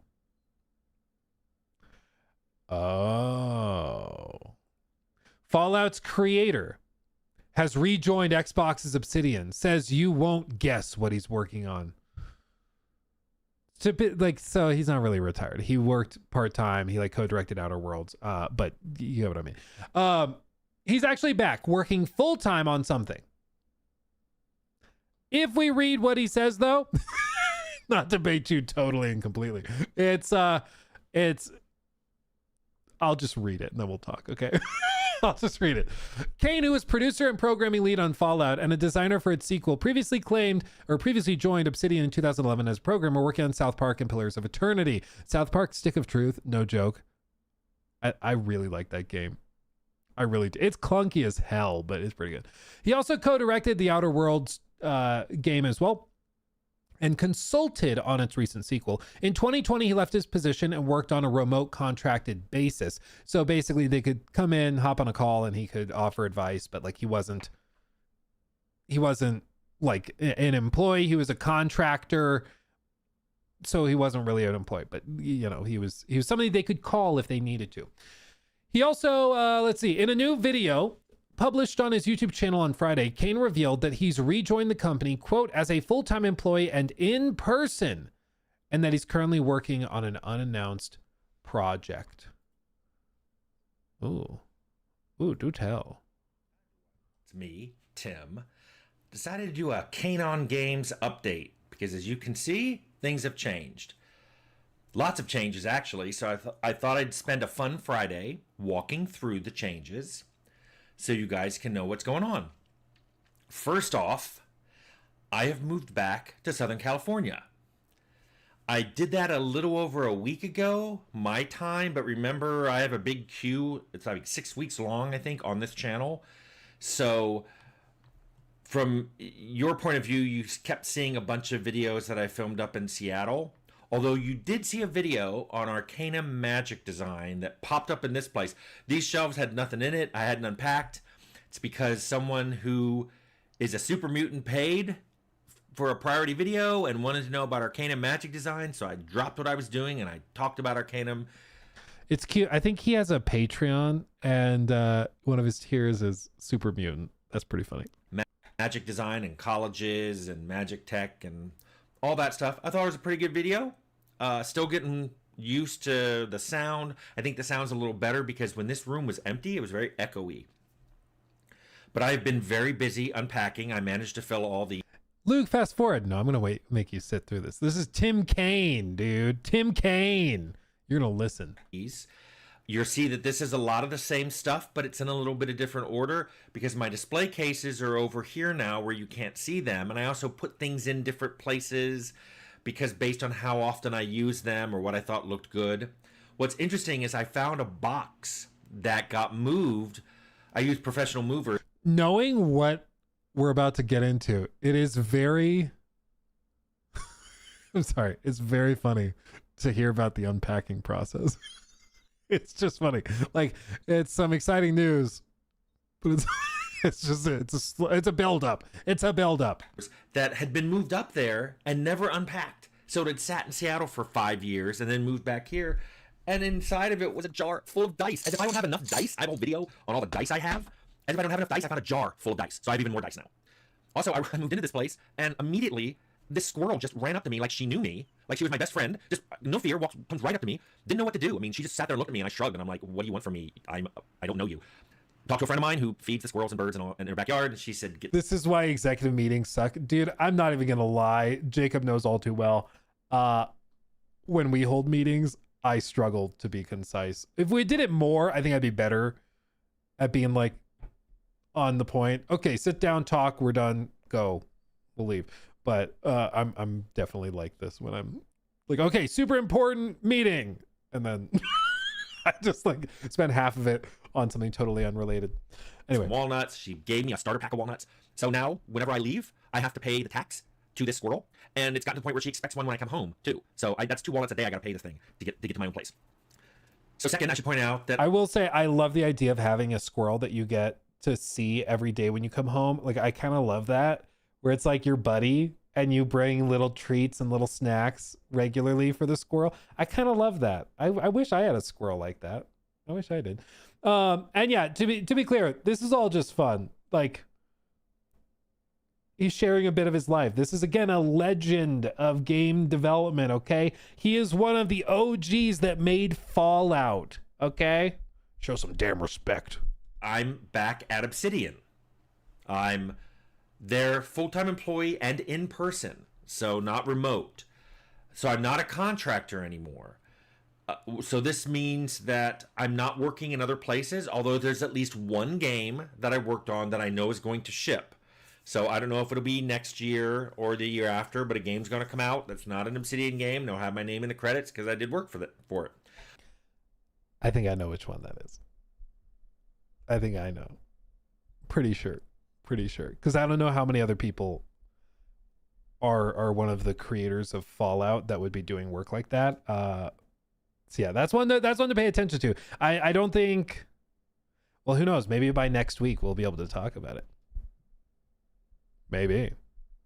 I don't know. We'll see. I genuinely don't know if it's going to be revealed though, so I don't know. There are other games I worked on. I'm not sure they're going to ship. The 2020 to 2025 was a weird time in the industry, and a lot of games got started and a lot of games got canceled. So I really don't know the status of all the games that I contracted on. That's true. I also, I've told you guys, I went and like many companies reached out to have me look at stuff that they were working on and offer advice, because frankly, they'd rather know what I'm going to say in a video before they release it, which fair. So I've also technically much less talented and useful consulting than what he would do, I'm sure. But I've also consulted or given my thoughts on games over the last handful of years, and a lot of them, I'm sure, will never see the light of day, which is too bad because some of them seem genuinely cool. Others, it's probably for the best. But anyway. I also can't talk about the project I'm working on at Obsidian just because, you know, that's covered under NDA. Don't bother guessing. You're not going to guess right. I would say that I'm probably a lot less retired now than I was before. So the whole video I have on being semi-retired, I guess I'm not. I mean, if you were retired and you were doing occasional consulting work, yeah, semi-retired. You're still technically working, but you're retired. But now that you're working full time, I don't know how you could say that you're retired. So yeah, I don't think you're retired anymore, my friend. I think you're working. You're a working man. But he does say, don't bother guessing. You're not going to guess right. I think everybody's guess would be Fallout. You know, like I think everybody's guess would be Fallout. And so if he's saying it's don't bother guessing, you won't guess right, it just makes me think it's going to be a new IP or something. Like, and people, I know there's going to be people who are like, of course he says that. If it were Fallout, he wouldn't tell you. He would say something like that, or he'd just be like, I'm working on something. It's under NDA. I can't talk about it. But he is intentionally trying to lower expectations and say, you're not going to guess it. Don't bother trying. So I'm inclined to believe that this is probably just a new IP or something from them. I've been here for a little over a week. I already have 4 new shirts. This is a shirt that Obsidian designed in memoriam for Terry Hess, an artist who passed away recently at Obsidian. I also went to the Outer Worlds launch party. I guess I'll make a video about that at some point. I came home with a tattoo of the Moon Man. I'm sorry. I'm gonna die.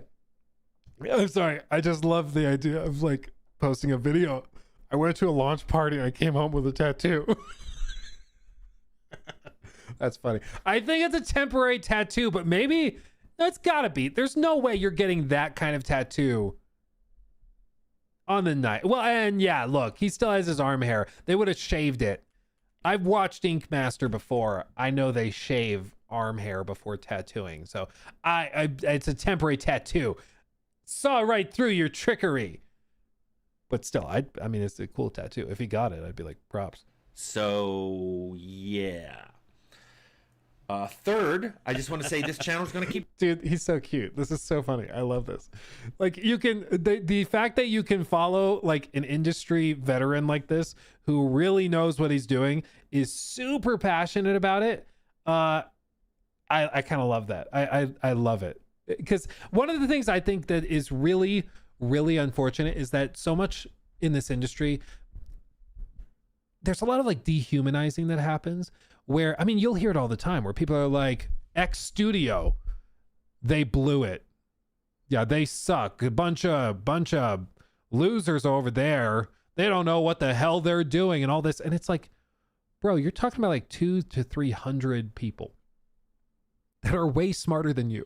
Okay? Way smarter than me. Like, these are very capable, smart, talented people. I'm sure there's a couple of dummies in the mix, as there are anywhere. But like, to make a video game, period, is a remarkable accomplishment, okay? You got to humanize them. Sometimes the games don't work together or don't work out. Sometimes you have a couple of people, a couple of bad eggs that spoil the omelet. If you got a couple of terrible writers, they can ruin the entire game, even if other parts of it were really good and impressive. In the same way, like if you have a really like interesting, compelling game, but it's poorly optimized and doesn't run well, it's also going to go bad. So I think it's important to remember that like these teams are actual people for one, and that it's not as simple as just the sign on the door. Like there's a lot of people working together to make these things work, which honestly makes it more impressive when a really good game ships where everything works together, because it means that you were able to wrangle the talents, thoughts, and ideas of like 1,000 people together into something cohesive, which is almost more impressive than anything else. Like it makes me appreciate games even more. Like how on earth, it's always blown my mind, a studio like Rockstar that has like 2,000 people working on a game like a Red Dead or a GTA 6, and they're able to direct and unify them in a common vision to make something so crazy ambitious. Like it's really, it will make you appreciate games even more when you do appreciate the fact that like so many different people are working on them all together. But yeah, I think humanizing studios is crucial nowadays, because it's so easy to just fall back on like the Twitter discourse of, well, X studio sucks ass, so it's more complicated than that. Certainly. Anyway, continuing. Going. No one at Obsidian has even remotely suggested that I have to stop it. In fact, many of my coworkers have said that they watch this channel, and I know they did because they started telling me which videos were their favorite or what stories I said that they thought were funny. So people are saying that they like it. I'm gonna keep doing it as long as I have stories to tell. As long as you have questions that are really good and that I think need a video to answer and that I can answer them. Sometimes you guys ask me questions about art or music or just things I don't know about. Someone else did it and I stuck it in the game. So as long as you ask questions I can answer, I'm going to be here answering them. It's interesting to note that this entire channel started because I wrote a really thick memoir, and everybody who read it said it was boring. And a couple people suggested that instead of writing stories about my time in game development, I talk about them. And that's what this channel is. And so occasionally he has like very good delivery. Just everyone said it was boring. It's just funny. I didn't realize he wrote a memoir. Hold on. That's cool. I didn't know he wrote a memoir. I don't see it on Amazon. I'll have to search for it. If somebody can find it, send it to me. Like a link to it, because I'll go. I'll buy it. That sounds interesting. Anyway, so that's basically what's going on, is that he is back at Obsidian, but he is back working on something. He says you will never guess what it is, so don't bother asking, which to me suggests it's probably like a new IP, because of course, how would you guess a new IP? I think at this point, there's a couple of obvious things. I have a video coming out later in the month, which is just the I don't know what the final title will be, but the premise of the video is basically like the unfortunate reality of the New Vegas remake. Because here's the deal. We all want a New Vegas remake or remaster, for them to overhaul it, make it run better today. Like we all want that. But here's the deal. The Obsidian of 2025 is not the same Obsidian that made New Vegas. Okay, it just isn't. It's changed. And their development process has changed.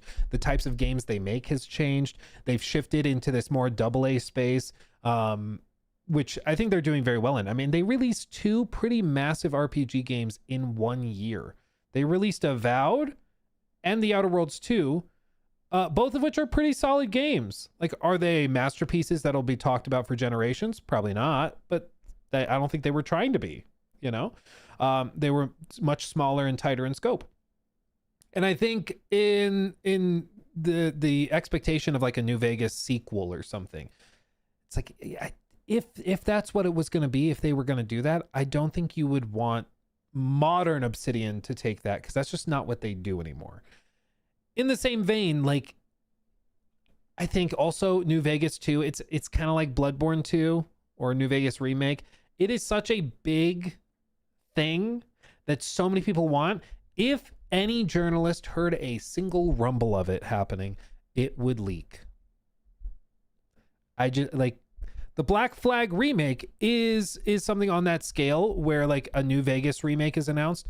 It was a pretty major game for that generation of hardware. It's a lot of people's like childhood game, and everybody knows the Black Flag remake is happening. You know, like it's the worst kept secret in gaming right now. Like it's really not very well kept. And so I think that, you know, if it were happening, we would hear about it. And the unfortunate thing is just that there's no news,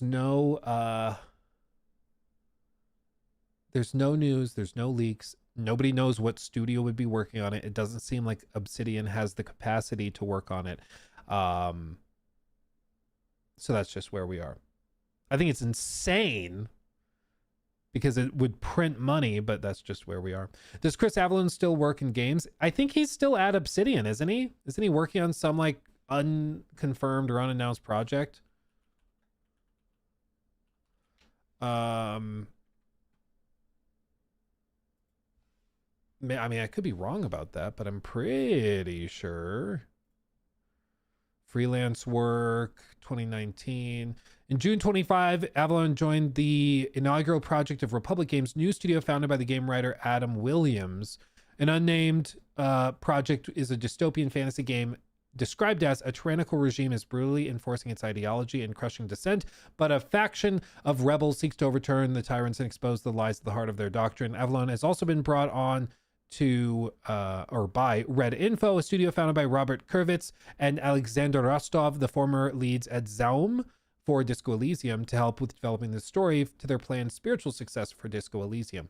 So he is in game development. I don't know where I got that he was still at Obsidian, but he is working with the crew that did make Disco Elysium, and he's working on that along with the other project. So there you go. There you go. Sawyer's the guy I'm thinking of that's still there. You're right. Oh, cringe. You're right. You're totally right. Josh Sawyer is the other individual. Josh Sawyer is one of the other OGs, and he's still at Obsidian. Yes. I mixed them up in my head. That's right. Yeah, he's still there. He's the guy behind Pentiment. That's it. Vessel, thank you. Is it gonna read it? I guess not. I thought I was gonna read it. Working for a initialed Chinese giant on AI teammates and in-game guides. I believe AI that enhances player experience and opens new doors for casuals shouldn't face such heavy criticism. What is your take on this? Cheers. Yeah, well, Vessel, I think that the difficulty with any sort of AI discourse in games as an industry right now is that it is such a broad thing that it can kind of like, when people say AI, they typically are thinking generative AI. They think like you're using AI to produce the in-game art, to produce the concept art, to write the script. Like that's what they typically think of, and that's what players hate. I don't think the average player would have a problem with like if it was revealed that studios were using AI to like organize Excel spreadsheets. You know, I don't think, or sort through player feedback data and put pie charts together. I don't think that they have a problem with that. I think it's generative AI specifically that they have a problem with. And so if people are able to be precise about it and with their terms, then I think that you can have productive conversations about what should be used, what shouldn't be used. But the problem is the words just are not that precise, you know? So I do think AI is going to be used by pretty much every development studio in the next 5 years. I think many of them are already using it. If you use the term AI very broadly, like I think every studio has people using ChatGPT to respond to emails. I think everybody is using like these tools. I think the ones that are trying to use AI for art direction, trying to use AI for coding, they're going to have a tougher time. Because I don't think it's quite there yet. Donated $10 through Super Chat. When do you think AC Hexa will come out, and how interested are you for it, considering it's more linear and hopefully more motion capture, because it's the longest developed AC game right now? Yes, the best case scenario for them and for us is if it releases in October, right before the spoopy season, right before Halloween. If it's in like October 20th or something, it comes out before, of course, GTA 6, and it will be a Halloween themed game. So it'll fit nicely there. That's what they should do. If they can't hit that window, I don't think it's a December game. I think then it gets pushed to like February or March of 27. But we just don't know where they are in development, like how far along it is. So who knows? Who knows? But I would say if like ideally October. And then how interested are you for it? I think for me, it will be like the ultimate make or break for me. Like Shadows, I understood is going to be a big open world adventure game and it's going to try to do the RPG thing. So I went in with that expectation and left feeling, eh. But I think with Hexe is like from the leaks, because again, it's not like it's been shown off with like a gameplay trailer or anything. My understanding of Hexe is that it's like a game made for me. I like cinematic stuff. I like dark, gritty stuff. I like dark stories. I like motion captured cutscenes. I like cinematic vibes. I like things with carefully told stories, even if that means that they're more linear stories. I'm okay with that if it's a good story. So like this is checking off my boxes. We'll see. I'm sorry I'm not super optimistic about it. But I've been burned so many times that I'm going to keep my expectations very low. So if they come out and really knock it out of the park, we're super giddy. That's the hope, at least. CPR said 100 people are working at Fool's Theory, are working on a project. It's the Witcher 1 remake. So they have a rumored Witcher 3 DLC mini thing that they're going to do, but then they have a remake of Witcher 1 that they're doing. So I would bet that's what it is. Real quick, let me catch up on these. I bought a copy of God of War Collection for cheap recently, says Tank Dempsey. And to be honest, it's beyond me why Sony hasn't ported them over to PS4, PS5 yet. They aged so well. Yeah, it seems like easy money to me. Like, do it to it. Lonely Fates, thank you for the 2. Did you see Left 4 Dead creator collab with Sony? I did not, but I will Google it. Thank you. I did not see that, but I will Google that. Thank you. Game Joker, thank you for the super chat. Luke, the AC broadcast channel posted a cryptic. I can't read. I can't. Oh my God.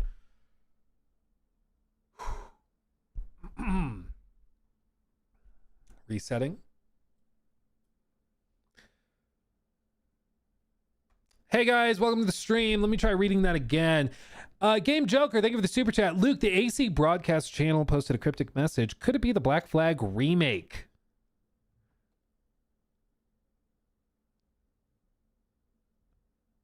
I pulled it up. We'll talk about this in just a second. Because I mean, I don't know what else other than another crossover event. Which it very well could be just that. Okay. Try again. I'm sorry. I'm teasing you all a little bit with like a little bit of this and that, but like it could be the Black Flag remake. It could also very well just be another Attack on Titan crossover. So who knows, but we'll chat about it in a second. We'll chat about it. Oh, and you sent another super chat. Oh, wait, no, that's the same one. It just doubled up on my screen for some reason. Let's see. Vessel, thank you again for that super chat. Cool Pandas, thank you for the 5. Am I crazy for thinking that it's Baldur's Gate 4? Oh, the one that Tim Kaine is working on? That would be funny. Be interesting.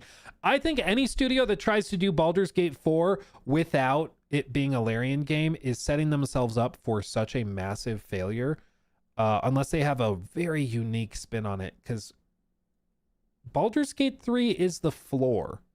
That's the minimum you have to achieve. And Baldur's Gate 3, when it came out, you may recall, there were developers from across the industry saying, do not expect this level of quality with like writing and consequence from every studio making RPGs, because this is like insane. This is not achievable by most studios, which is why this is so incredible. But like, don't expect this from everybody.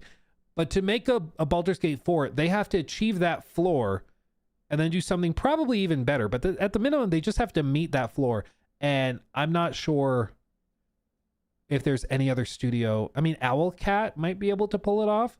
They know how to make intense RPGs that are very mechanical and very, very heavy in terms of mechanics. But I don't know, beyond them, I don't know if there's any other studio that could do it. Like, yeah, and Owlcat, to be clear, Owlcat has a lot on their plate. Okay, so I don't think Owlcat's getting handed Baldur's Gate, and I don't think they'd probably even want it. Because again, you can do a Baldur's Gate sequel, and I'm sure studios are being offered the chance and they're pitching stuff. But if you're a big studio like an Owlcat or a Larian, you would be signing up to give up a third of your revenue, or 20% or 15%, whatever the cut is negotiated to be. And if they can achieve amazing success without that, they'll just go without it and not have to deal with the creative limitations that they'd have otherwise, you know? Oh, Velvet's now talking. Have Baldur's Gate 4 be a hardcore FPS extraction romance roguelike deck builder. Well, you forgot the gacha. But if we throw the gacha in there, that could work. That could really work. That'd be great. Let's see.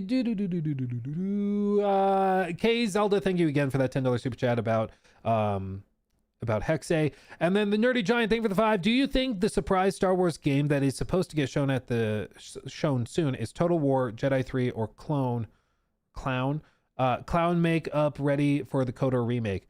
I would personally not get my hopes up for the KOTOR remake. I just wouldn't. Call me a cynic, but I just wouldn't get my hopes up. I would guess it's the rumored Total War Star Wars game, which could be cool. It could also be a classic Total War type game where it launches and then 5 years after it launches, it has like all the DLC to make it a full game. Yeah. It's my guess. It could be something totally outside of left field. I mean, it could be Star Wars Jedi Survivor, or Star Wars Jedi Magician. I don't know what they call it, but it could be that from Respawn.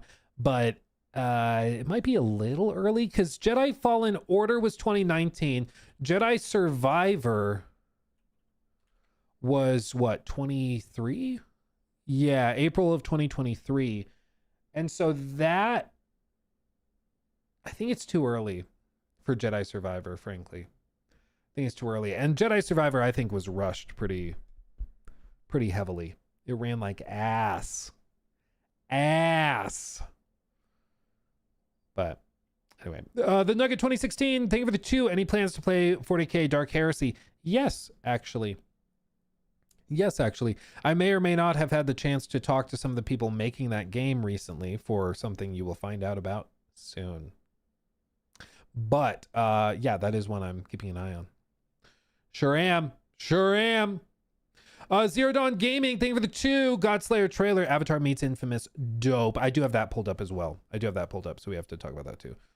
See, not even lying. Got it pulled up right there. Sure do. Do you think Larian will license their engine for the studio that will do Baldur's Gate? I don't think they have any obligation to, and so I think that would mean that they would have an incentive not to share it because they built it, they've optimized it. Why share it if you don't have to? So the only reason they would is if they licensed it for a fat paycheck, but I don't think they need the money. So I don't think so. I think whatever, I think realistically, there's not going to be a Baldur's Gate 4 for a very, very long time, if ever. It's my guess.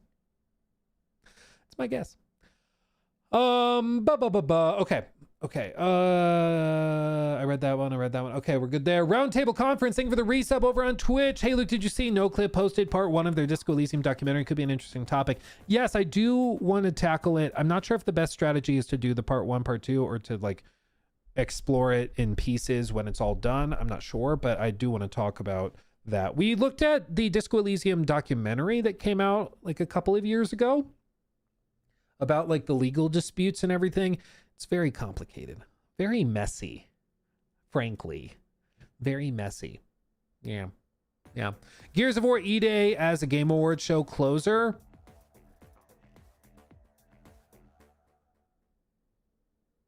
I don't think so.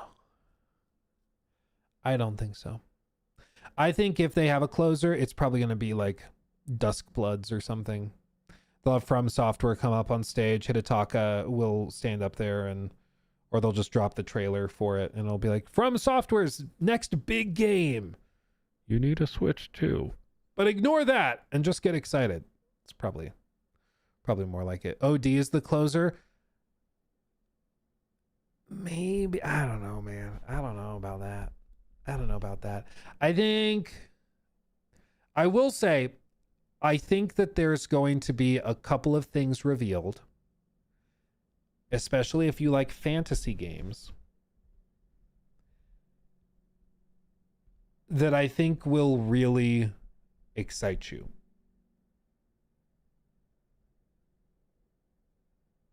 Not God of War. I mean, God of War's 2.5D game might be there, but I don't think that's not what I'm thinking when I say that. Okay.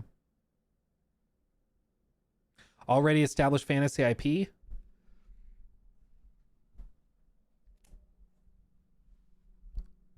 Sort of.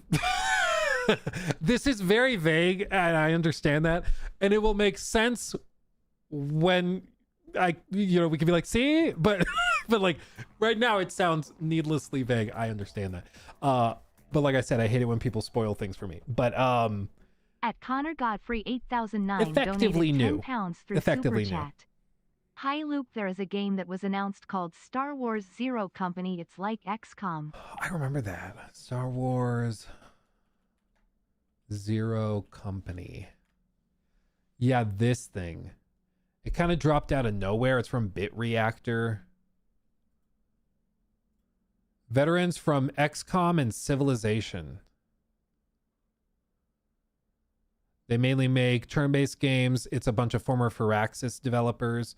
It's their flagship project, announced April of 25. Focus on commanding an elite squad in the twilight of the Clone Wars. Like, that could genuinely be pretty cool.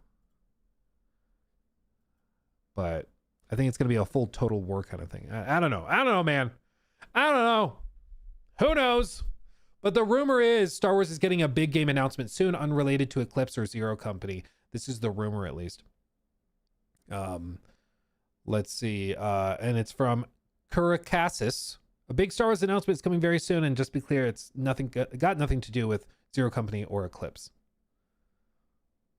The layup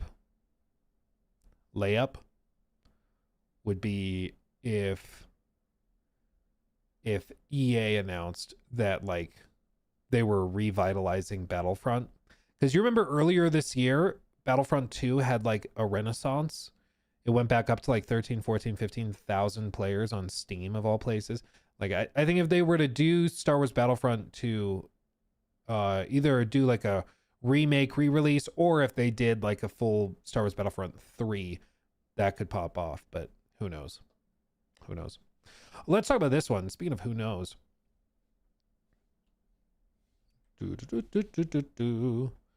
Newstimer. Ba-da-da-ba-da-da-da-da-da-da.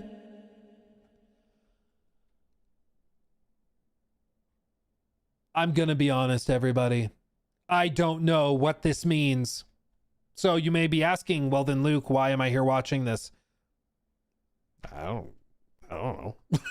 But basically what happened is that on the Hidden Ones group, Ubisoft has posted this. It is a picture of the Animus logo. Encrypted message, classified, s10.vault/fragment. Prompt, run decode sequence. Log, location ID, access date, entity detection. Enabled, Animus. Enabled, standby. Access denied, error. System, whoops, wrong button. Jump scare. System status, safe mode on. Data integrity, partial. Fragment status, 1 out of 3. Or 1/3. January 3rd. Signal dispersed to all active users. Prompt, initiate sequence. Log, collective decryption needed. End line. Now here's the deal. The obvious conclusion is that this is for like Black Flag Remake, and they're going to reveal it at the Game Awards with a trailer to excite everybody. Or, knowing Ubisoft's typical MO, they'll like reveal it before the show and then say gameplay reveal at the Game Awards, something like that. It's typically what they do. Like even for Assassin's Creed in the summer, they will reveal the game before the event in like May, and then the event happens in June for the gameplay reveal. We could see that. It could be that. It could be that. It has Animus stuff. Of course, the Animus is a huge part of Black Flag, and the rumored Black Flag remake is not going to be called Assassin's Creed for Black Flag remake or remastered. It's apparently going to be like, I think Jor said it's Assassin's Creed for Black Flag resynced or resynchronized or something like that. Because the expectation is AC for Black Flag.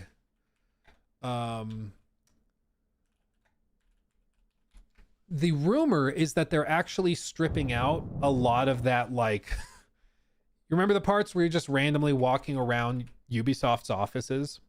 Remember that? It's like somewhere right up in here, right up at the front of the game. Come on, load. Yeah, these parts. The rumor is they're cutting out a lot of this.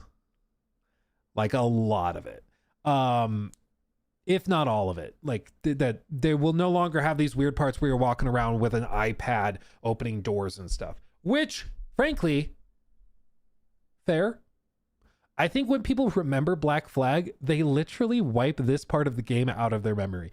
Because you'll mention it, people are like, oh yeah, that was in there. I think people literally have like blocked it out of their memory because you're playing Black Flag to be a pirate. You're not playing it to walk through a corporate office like this. That's not what you're doing. So rumor has it that they are stripping out this stuff and they will be focused pretty much entirely on pirate stuff. It's going to be the pirate game. And that's why they're calling it resynced or resynchronized, in order to explain that like it's a remaster of the Animus experience with better data collection, so it's higher fidelity, but you don't have to go through this again. So they'll probably canonically have it explained as like, it's not a remake, it's not the same game, it's you as the player going into the Animus in a higher like capable machine. So you're re-experiencing what happened, but with newer technology or whatever, better technology. And that's how they'll frame it. But either way, that's very likely what it could be. And that would make sense why all of this is being framed specifically around the Animus. A couple of big points. S10. Can anybody think of a connection between S10? I see S and a number, and I think season 10, which makes me worried it's like for live service stuff. It could also just be a letter and a number. I don't know. Other than that, I don't know what S10 would like point to. It could mean that on the 10th we'll see a trailer, but that would be after the Game Awards. Who knows? Who knows? The other very possible thing. Okay. Oh my God. Thank you. What a vibe.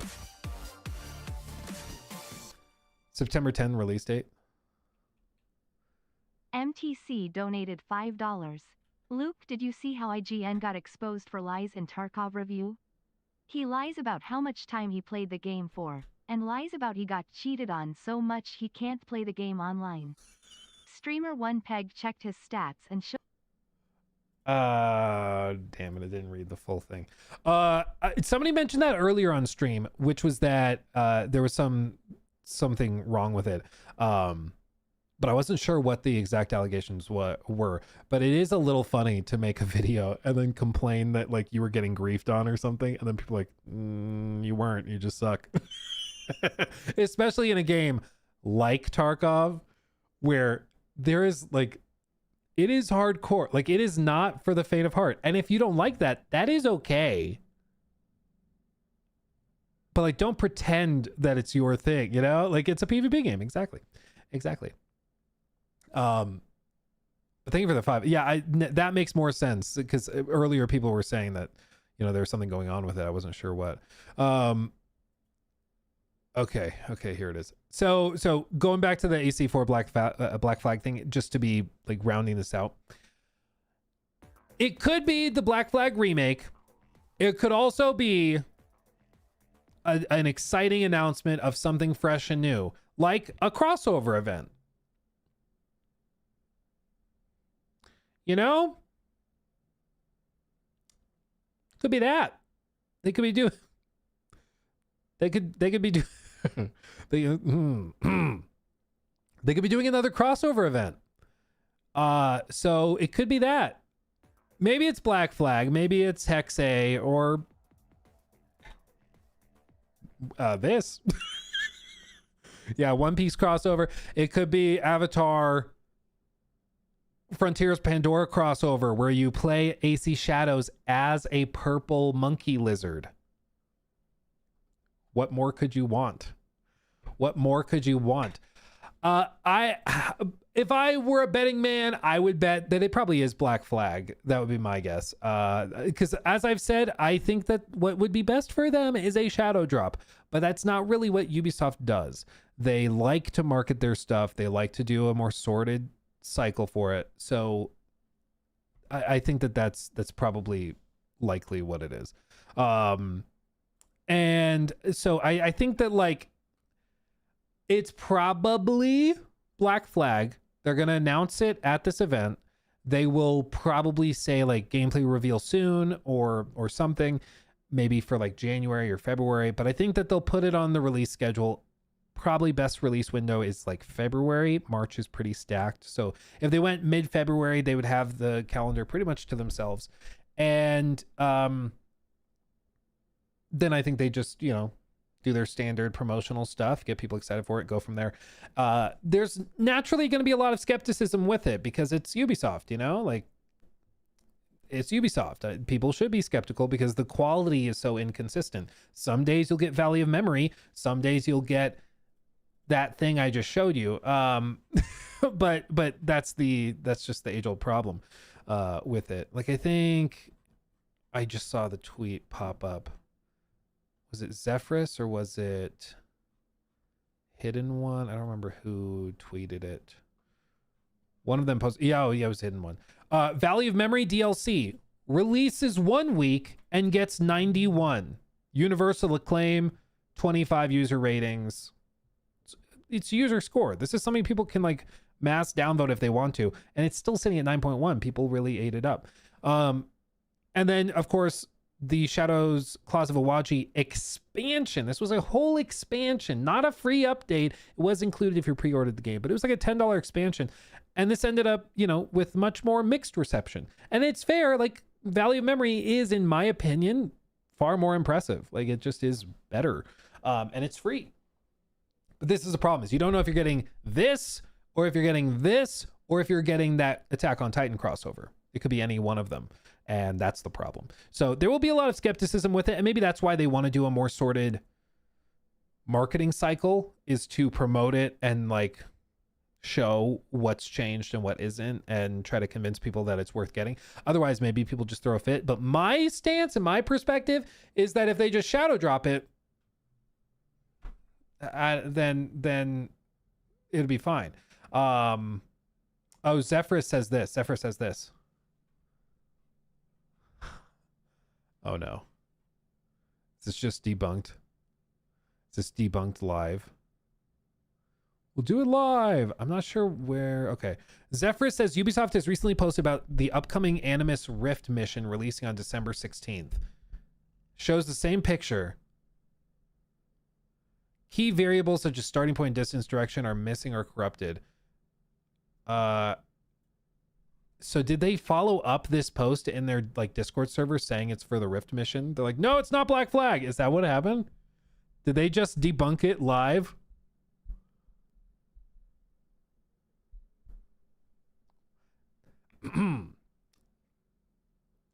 Never mind. Or is he just saying that that's what he thinks it's for? I'm not sure.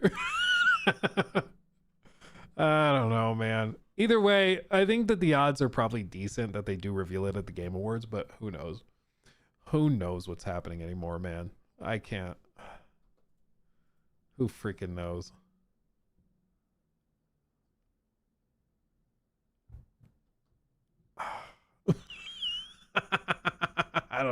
I don't freaking know anymore, dude. I don't know what's happening. Ubisoft, you make it difficult sometimes. They make it real tough. A bunch of you guys have also asked about this real quick. Just to point it out, this is that Godslayer game that was just they just showed off. And like I said, this is coming from, I mean, it looks very, very good, but this is coming from the same team that previously did like My Time at Portia and Let's School. Like, I would not have guessed that this was their next project, you know? Like, props, but I'm going to need to see it, like, I'm going to need to see a live demo, I personally think. I think this looks really cool, which is why it's got 2.2 million views.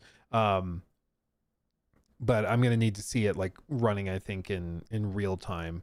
The movement also seems a little weird. So you see, watch his legs move, but then watch his actual movement. So when he goes from standing still, like right here, goes into full speed, but like slowly starts moving, it's a little weird and staggered. Like the movement just seems like there's a delay to it. It's just weird.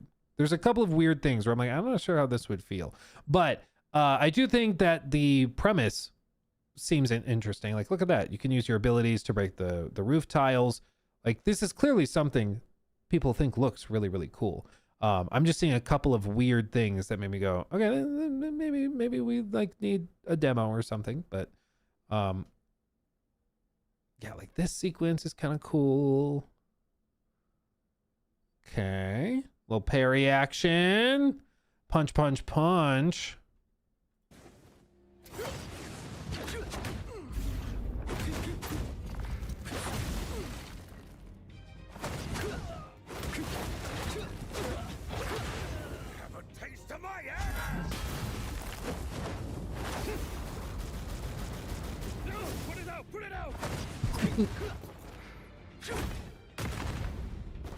Rude.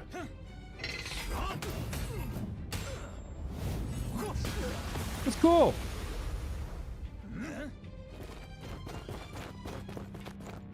Cool off, you lot.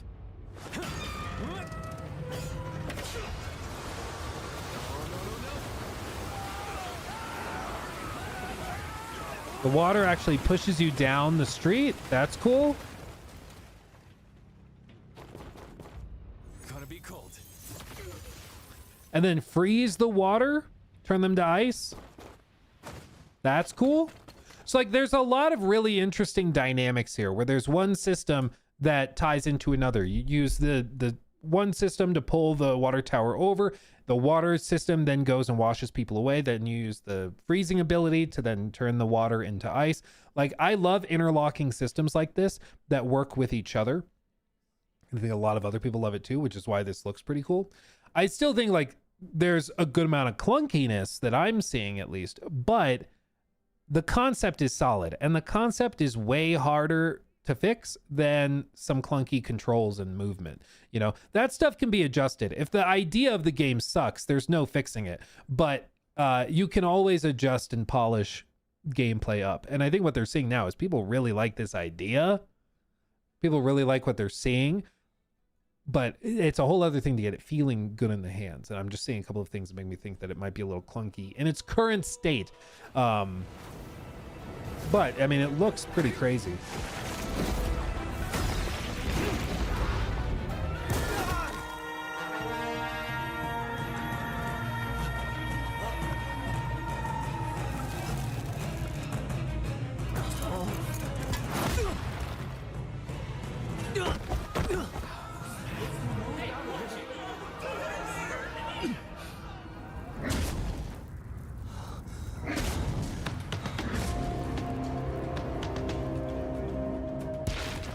That was smooth.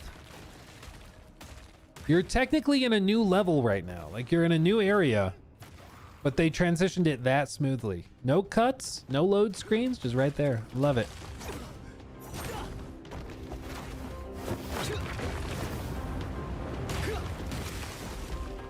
Well, pretty cool.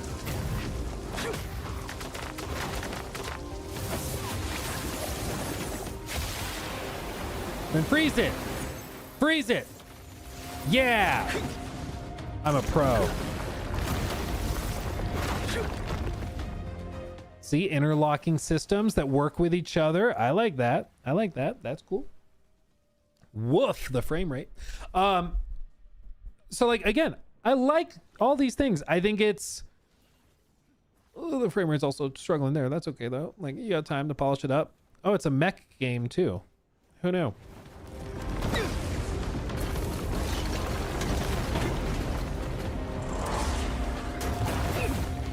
Honest question. This is going to come as a shock, or maybe no shock, to some of you. I don't know a lot about furry culture. Is it possible for this to also feel like a furry game if the thing is not in fact furry? If it's made out of metal, can it still be a furry? I don't know. I don't want to be presumptive, you know? Yes? Yes. Yep. Yes.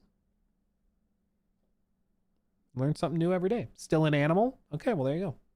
There you go. Because you might be like a furry person, a fur people, a furman who likes some sharp edges. In which case, this game is like right up your alley, you know?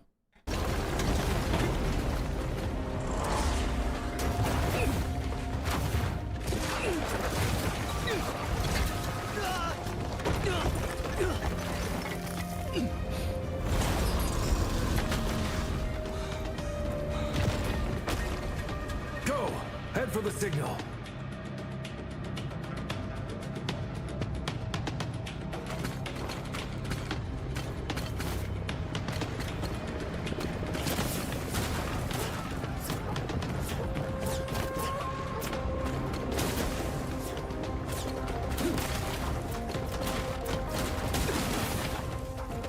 Okay. Metal Moss. The $5 super chat. It's a synthetic furry. Back to lurk mode. That was a good reason to come out of lurking. Okay.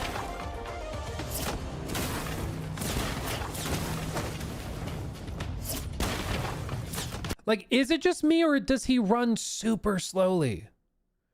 Like, again, these are easy things to change. It's not that big of a deal. I don't want anybody complaining. The rest of it looks amazing. Cut to Luke complaining about the running speed. I'm just saying, like, why is he running underwater? If it just feels weird.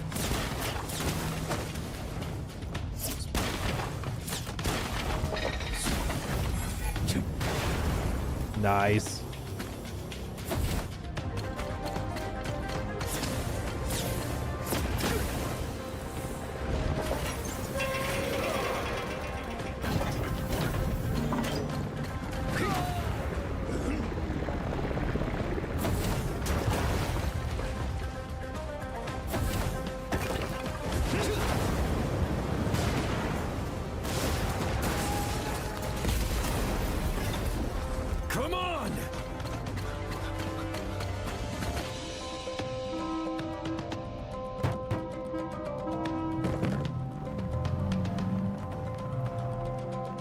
The Godslayer.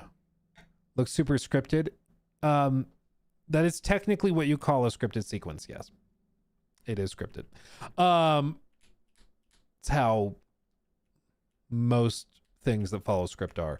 But I think, you know, with these types of things, they're going to show you the coolest parts, right? Like, so when they show you the coolest parts, which they probably are going to show you, the scripted, cinematic, linear stuff, they're going to focus on like the big budget, big crazy stuff to be eye-catching, which is what they've done with a $2.2 million or a million viewed trailer.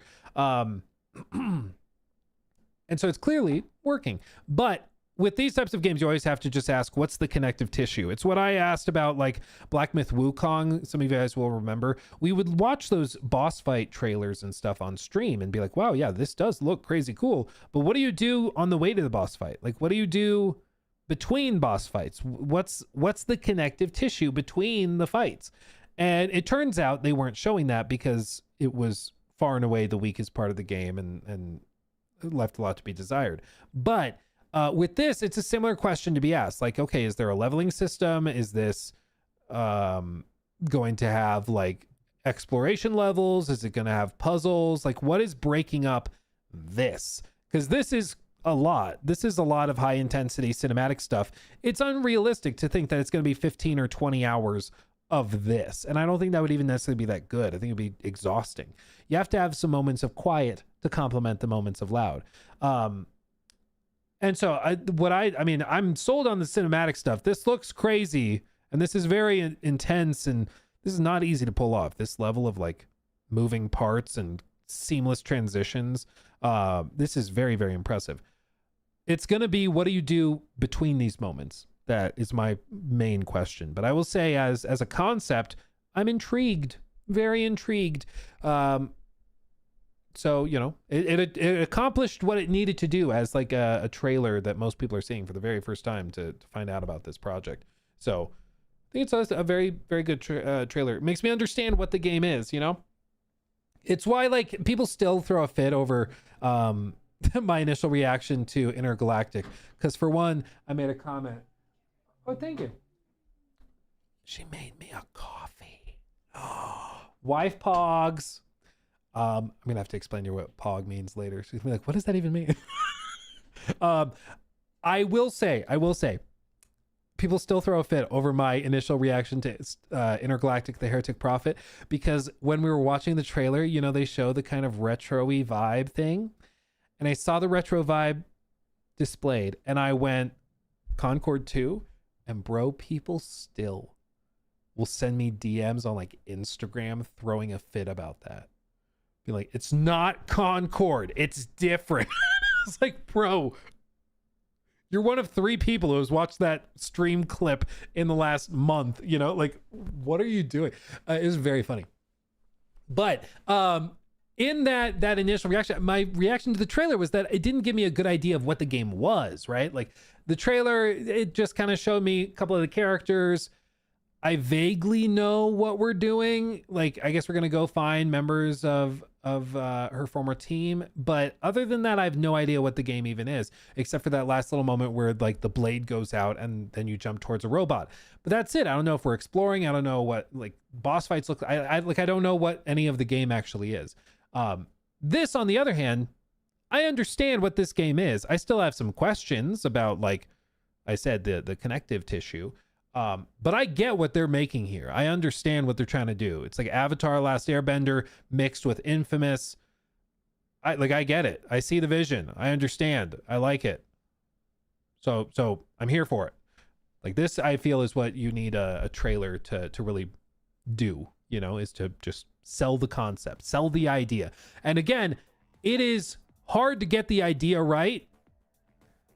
And it's comparatively easy to polish it up, you know, so even if the movement's a little weird, they can fix that. Hey Luke, do you deal with the latency with your wireless headset or do you have any?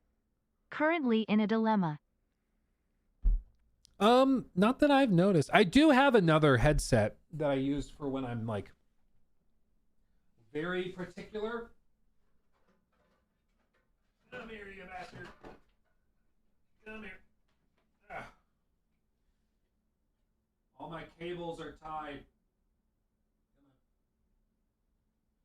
But I do have these, my HD 600s that I use. They're open back, so they don't work great when we're streaming because they're open back. The sound spills into the microphone, so they're not great for streaming. But when I'm just playing games like by myself down here, I'll use those.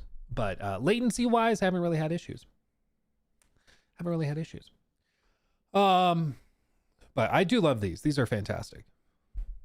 Highly recommend them. Let's see. It is annoying these days when every other game feels samey. I would agree that can be frustrating. Yeah. Like, you remember when every game coming out was like a Japanese open world adventure game, or every game coming out was like every game was a zombie game, every game was zombie survival horror, every game, you know, was then Viking themed. Like, it's just how it goes. Okay, we did that. I'll close that. Do I still have time? I do still have some time. Uh-oh. We won't watch it today, but Juice had posted a video that's just what is going on with Bethesda. It's my favorite topic. I have thoughts.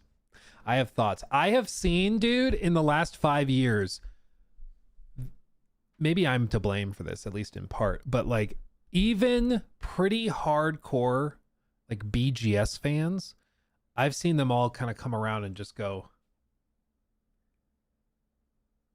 what are we doing?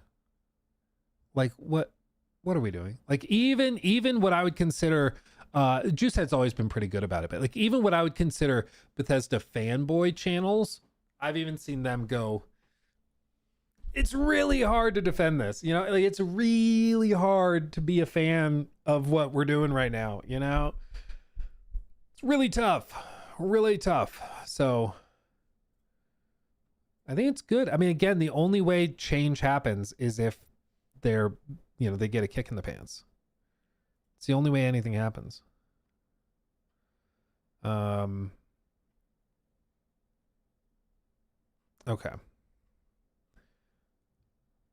Oh, again, just a palate cleanser. You remember this music?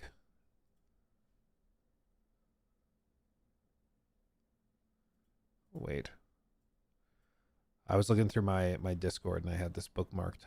Hold on. Remember this?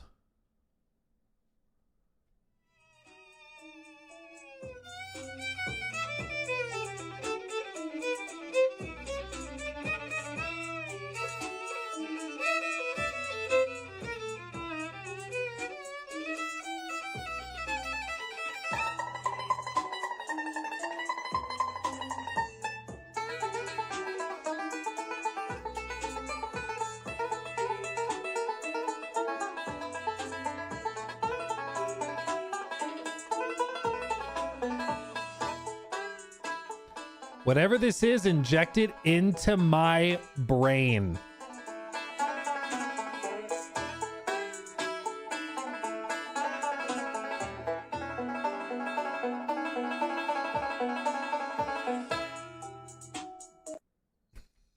It's ridiculous.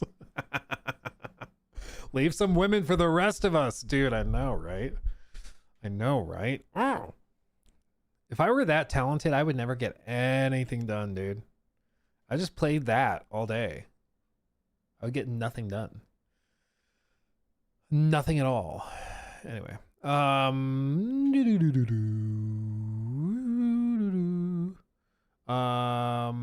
Okay.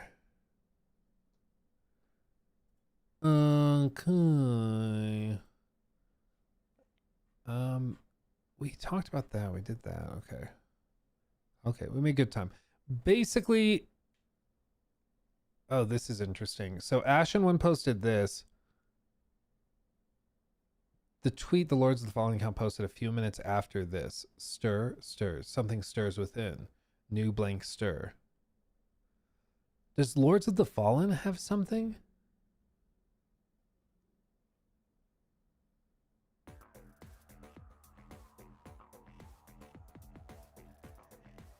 Okay, I don't know what's happening. It's probably Lords of the Fallen trolling, but I don't freaking know anymore, dude. I don't freaking know anymore.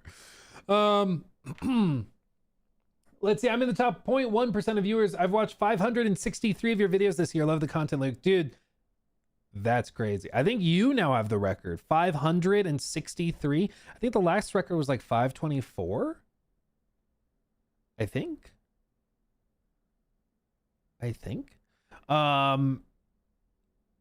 crazy. That's crazy. That is totally wild. I mean, I respect it. I appreciate the gosh darn heck out of you for watching that. It always blows my mind that people listen to me at all. So I appreciate you so much, truly. Okay. Dude, poor Maddie. This shit means something to me, man.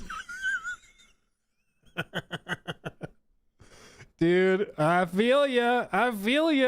Dude, it's gotta be so freaking tough. Like, I love Fallout. I love like old school Elder Scrolls. I guess it's literally all old school now, but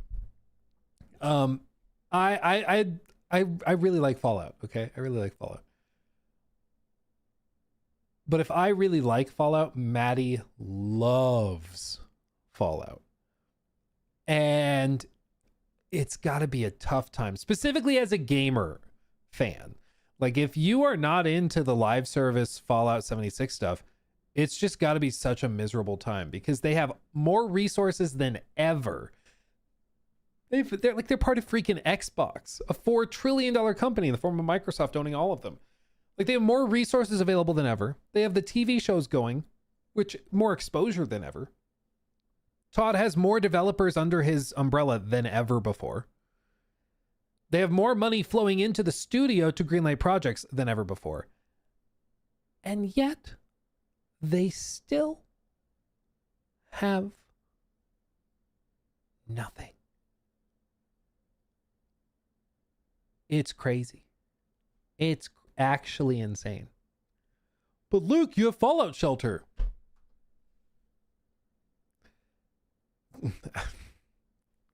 I was about to say something for the joke, but I know it's going to get clipped, so I'm not going to say it. I was about to say something rude. I was close. Almost, man, almost. Let's see. Dude, this is so funny. BG over on Twitch posted a message and Twitch Automod just held it. Okay, I'm gonna read it, but I want you to guess. I'm gonna read the whole message and I want you to guess what Twitch held it for. Okay, why they held this message. BGS used to be my favorite studio, but luckily CDPR blew me away and I kind of started drifting away. Still love Fallout. It's my second favorite gaming universe of all time. That's the message. And it held it because you said blew me. Oh my God. They're like, No. You can assault people on stream and we'll ban you for 3 days and then let you come back, keep making money on our platform. But don't say blew me. In the context of being blown away by a video game. Like, don't say that. Don't say that. We gotta put that on hold. Oh, it's so stupid. It's so stupid. Oh man. You know what I want? I want a documentary on like the background of Twitch and like how they run the website. That's what I want. That's what I want. Yeah. What about Blue Man Group? That's a good question. I don't know if that works. I blew myself. Oh no, that's fine. Apparently that works. It'll let you say blue. It will not let you say blew me. It holds that. That's funny. It'll be a Netflix documentary one day. It literally to me is like more interesting than the Enron stuff because it is so clearly, it's not even incompetence. It is like tactical weaponized incompetence. Like they will just all of a sudden have no idea what they're doing conveniently when people in their group, in their bubble, do insane things. And then like, sorry, that we didn't even hear about that. That's crazy. But then somebody that's not in their group or somebody they don't like says blew me. And they're like gone. It's crazy. It's actually insane. But I guess we're just everybody just rolls their eyes with it. Whatever. Ooh, a new picture of Todd just dropped. A new picture, guys. A recent Eurogamer interview suggested that Todd Howard's opposition to Elder Scrolls series has softened. In it, he implied there is a possibility of a similar 10-year journey that the Fallout series took from initial rejections to the screen open for the Elder Scrolls.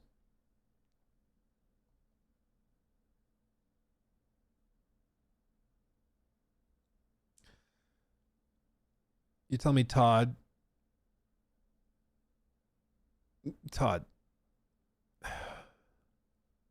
So 10 years from now, 2035, we get an Elder Scrolls show.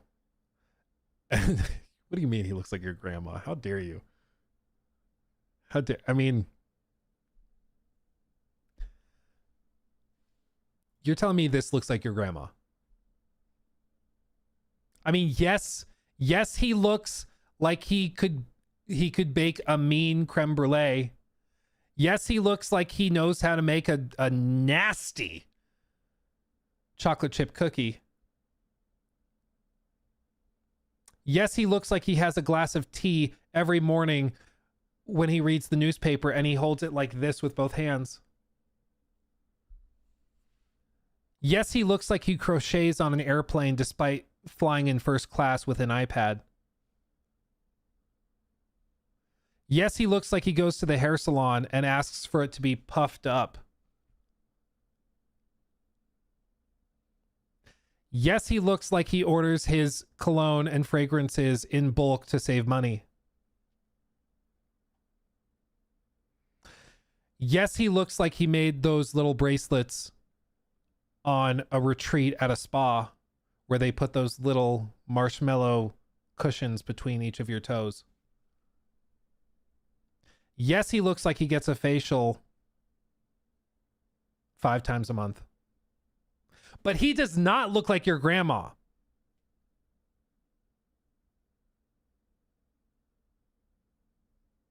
Well, no.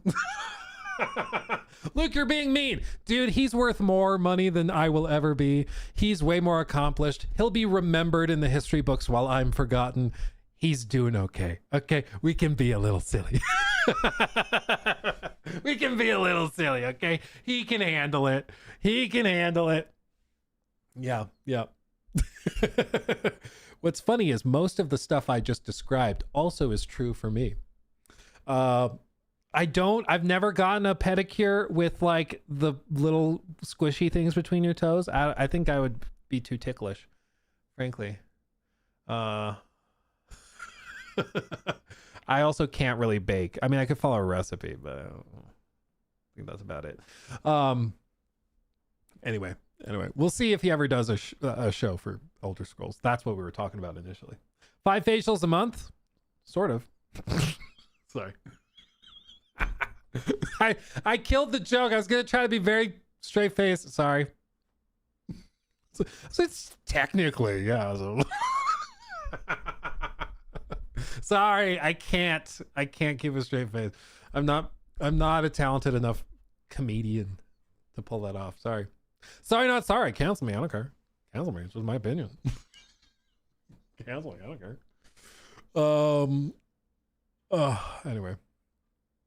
Anyway. Dude, what? The Witcher's Ciri had considered leaving with Henry Cavill. Can you imagine if they lost both Ciri and Geralt just randomly in the middle of the series? Can you imagine how crazy that would have been?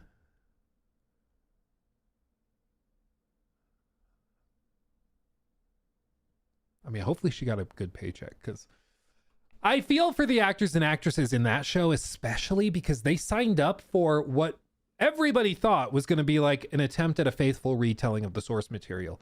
And it slowly turned into just nonsense. And it became very clear that the performers or the writers did not care about the source material. And in fact, they actively like held contempt for it. They held space for how much they hated it, you know? Talk about just blowing a golden opportunity to have a show everybody started really liking, and then season 2 comes and we're like, what are we doing? And season 3, it's like, oh God. And then season 4, it's like, oh, it just kept getting worse. And what's his name? The guy that took over for Henry, Hemsworth, Liam. I get them mixed up. Liam and Chris, they could be either one.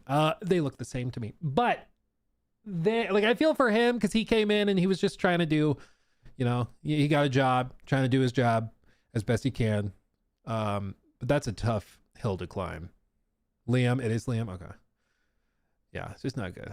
Fire all those writers. I mean, they are like, there's not going to be a show after season 5, which I think they already filmed. So they basically are out of work already, but Liam Gale Hemsworth.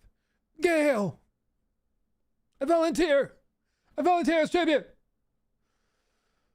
Oh, anyway. Hey Luke, what game do you think can be revealed at the Game Awards from Software? If they're going to show something, it's probably just going to be Hidetaka's next project, The Duskbloods. Comes out next year at some point. Big exclusive platform seller for Nintendo. I think that, if they're going to be there, they're going to throw a lot of money. The only argument against that though would be that Nintendo might save it for their own show. Which, fair. If they wanted to do that, that's fine. Yeah. Final Fantasy Part 3, it might be still a year too early. Might be just like a year too early.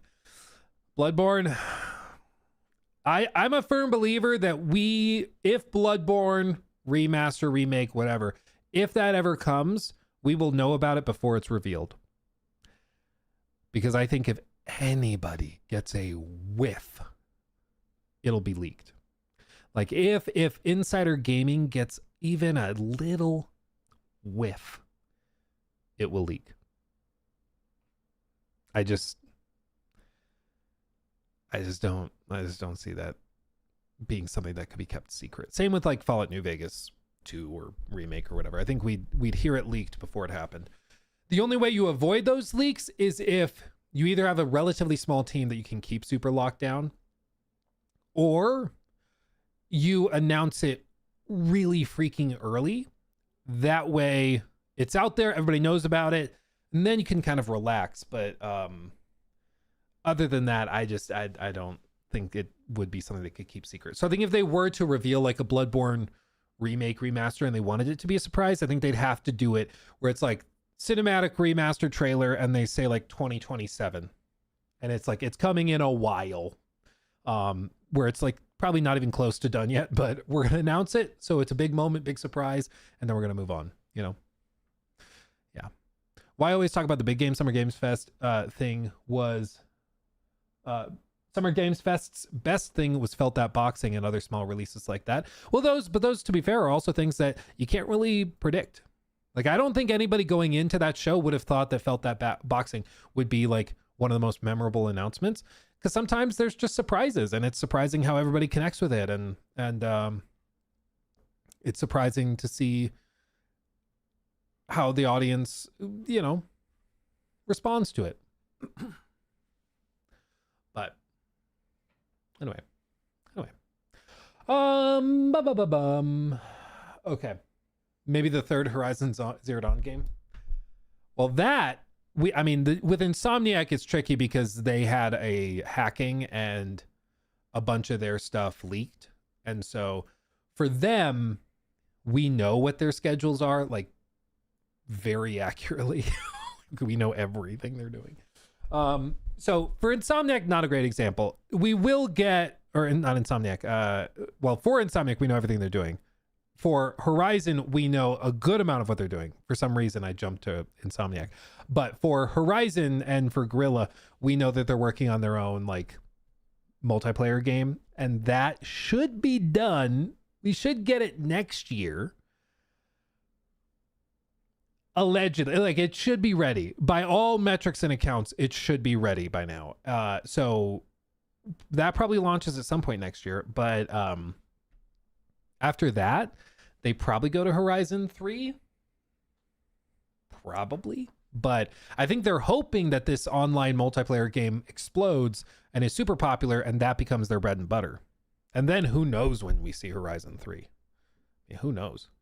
From what I heard, Jeff Keighley didn't charge Felt That Boxing to be shown because he liked it so much. Yeah, he does make, I don't know about them specifically, but he does make certain decisions, like executive decisions, to step in and just say, no, I want this in the show. I want this in the show. And good on him for doing that, because not everybody could afford what they did. But like, you know, what is it? Splitgate, they had to pay a fat stack to have that big reveal and all that time on stage. A lot of the big guys, the big AAA guys have to do that.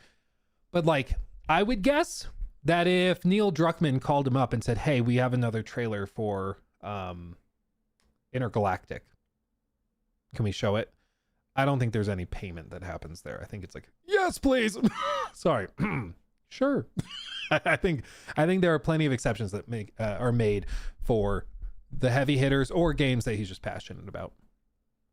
Yeah, we did talk about Netflix acquiring Warner Brothers earlier in the stream. We sure did. Sure did. It's probably not great, but we did. Oh.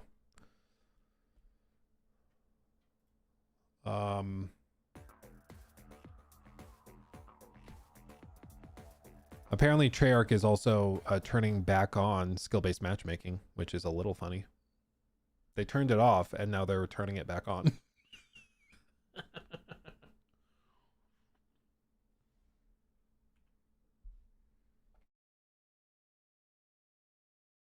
Fell for it again award. I suspect it was probably always on. But like, skill-based matchmaking, this is the stupid thing. This is my ramble. Okay? I'm about to go off. So Treyarch is pushing skill-based matchmaking in Black Ops 7 due to increased engagement. They're going to continue to push it. And here's the thing, okay? The reason a lot of like sweaty people don't like skill-based matchmaking is because it ends up pairing them with other sweats, right? If you're only matched with people of your same skill, every match will be difficult because you're always with people of your same skill, in theory. And so noobs will be with noobs, and mid-level players will be with mid-level, high-level players with high-level players. When they open up, like the reason why people don't like skill-based matchmaking is because they want to stomp on noobs. They want to have matches where they get like 30 kills in a game. And so they want open lobbies. But what happens then? This is what's so funny about it. This is what's hilarious, is that if you then have an open lobby, it means players of all skill levels will end up in the same lobbies, at least at first. So you'll have beginner players, you know, a good number of them. You'll have a good number of like mid-level players. And it's probably more likely like this in terms of total players, where like this is your skill level, you know, skill. But what happens is that if this is the open lobby, the lower level players who are not as skilled are going to be curb stomped by the relatively fewer high level players. Like if there's 1% of the player base that has a KD over 3, maybe it's less than that, I don't know. But they are going to be getting 30 kill games in a game like Warzone or multiplayer, whatever. They're going to be popping off, stomping on the noobs. So what happens? Well, the noobs go, this is miserable, because for every time you have a 30 kill game, there's 30 other people that are getting stomped on. So what do the 30 noobs do and say? Well, they say, I wish there was a place where I could play against people not this crazy high level. I wish there was a way I could play against players of my level. Oh, we're match made based on skill. So I'm put with other low KD players. And so they go in and they play skill-based matchmaking. So they get paired against other low-level players. And then the only people left in the open lobbies are the high-level players. And so it effectively just turned back into skill-based matchmaking, because the only people playing the open lobbies are the sweats looking for noobs to stomp on. But all the noobs left to go play in ranked with each other at low-level lobbies. And so the only people in the open playlists are high-level players, and they just end up being sweaty all over again, which is like exactly what happened with Black Ops 7 multiplayer within the span of like 4 days. And so there really is no like getting around it. You know what Fortnite did though to make this feel better? Fortnite didn't really tell anybody about it, but they went in and they added bots. They added bots who don't mind having their night ruined by getting sniped in an open field, by getting jumped and, you know, stomped on by a higher level player. And they just filled them with bots. So like half of Fortnite matches are filled with bots. But that inflates everybody's KDs.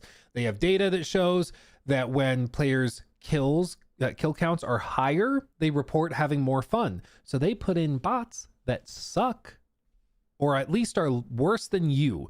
If they know your skill level is here, they put in a bot there so that you have a little challenge. It feels more real and earned. But then your kill count's higher and you feel really good. You feel like you did something, even though most of those kills were against bots.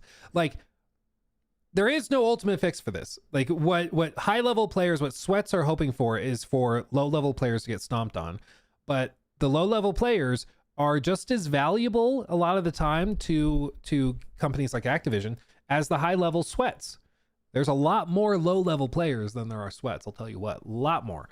So they got to keep them happy.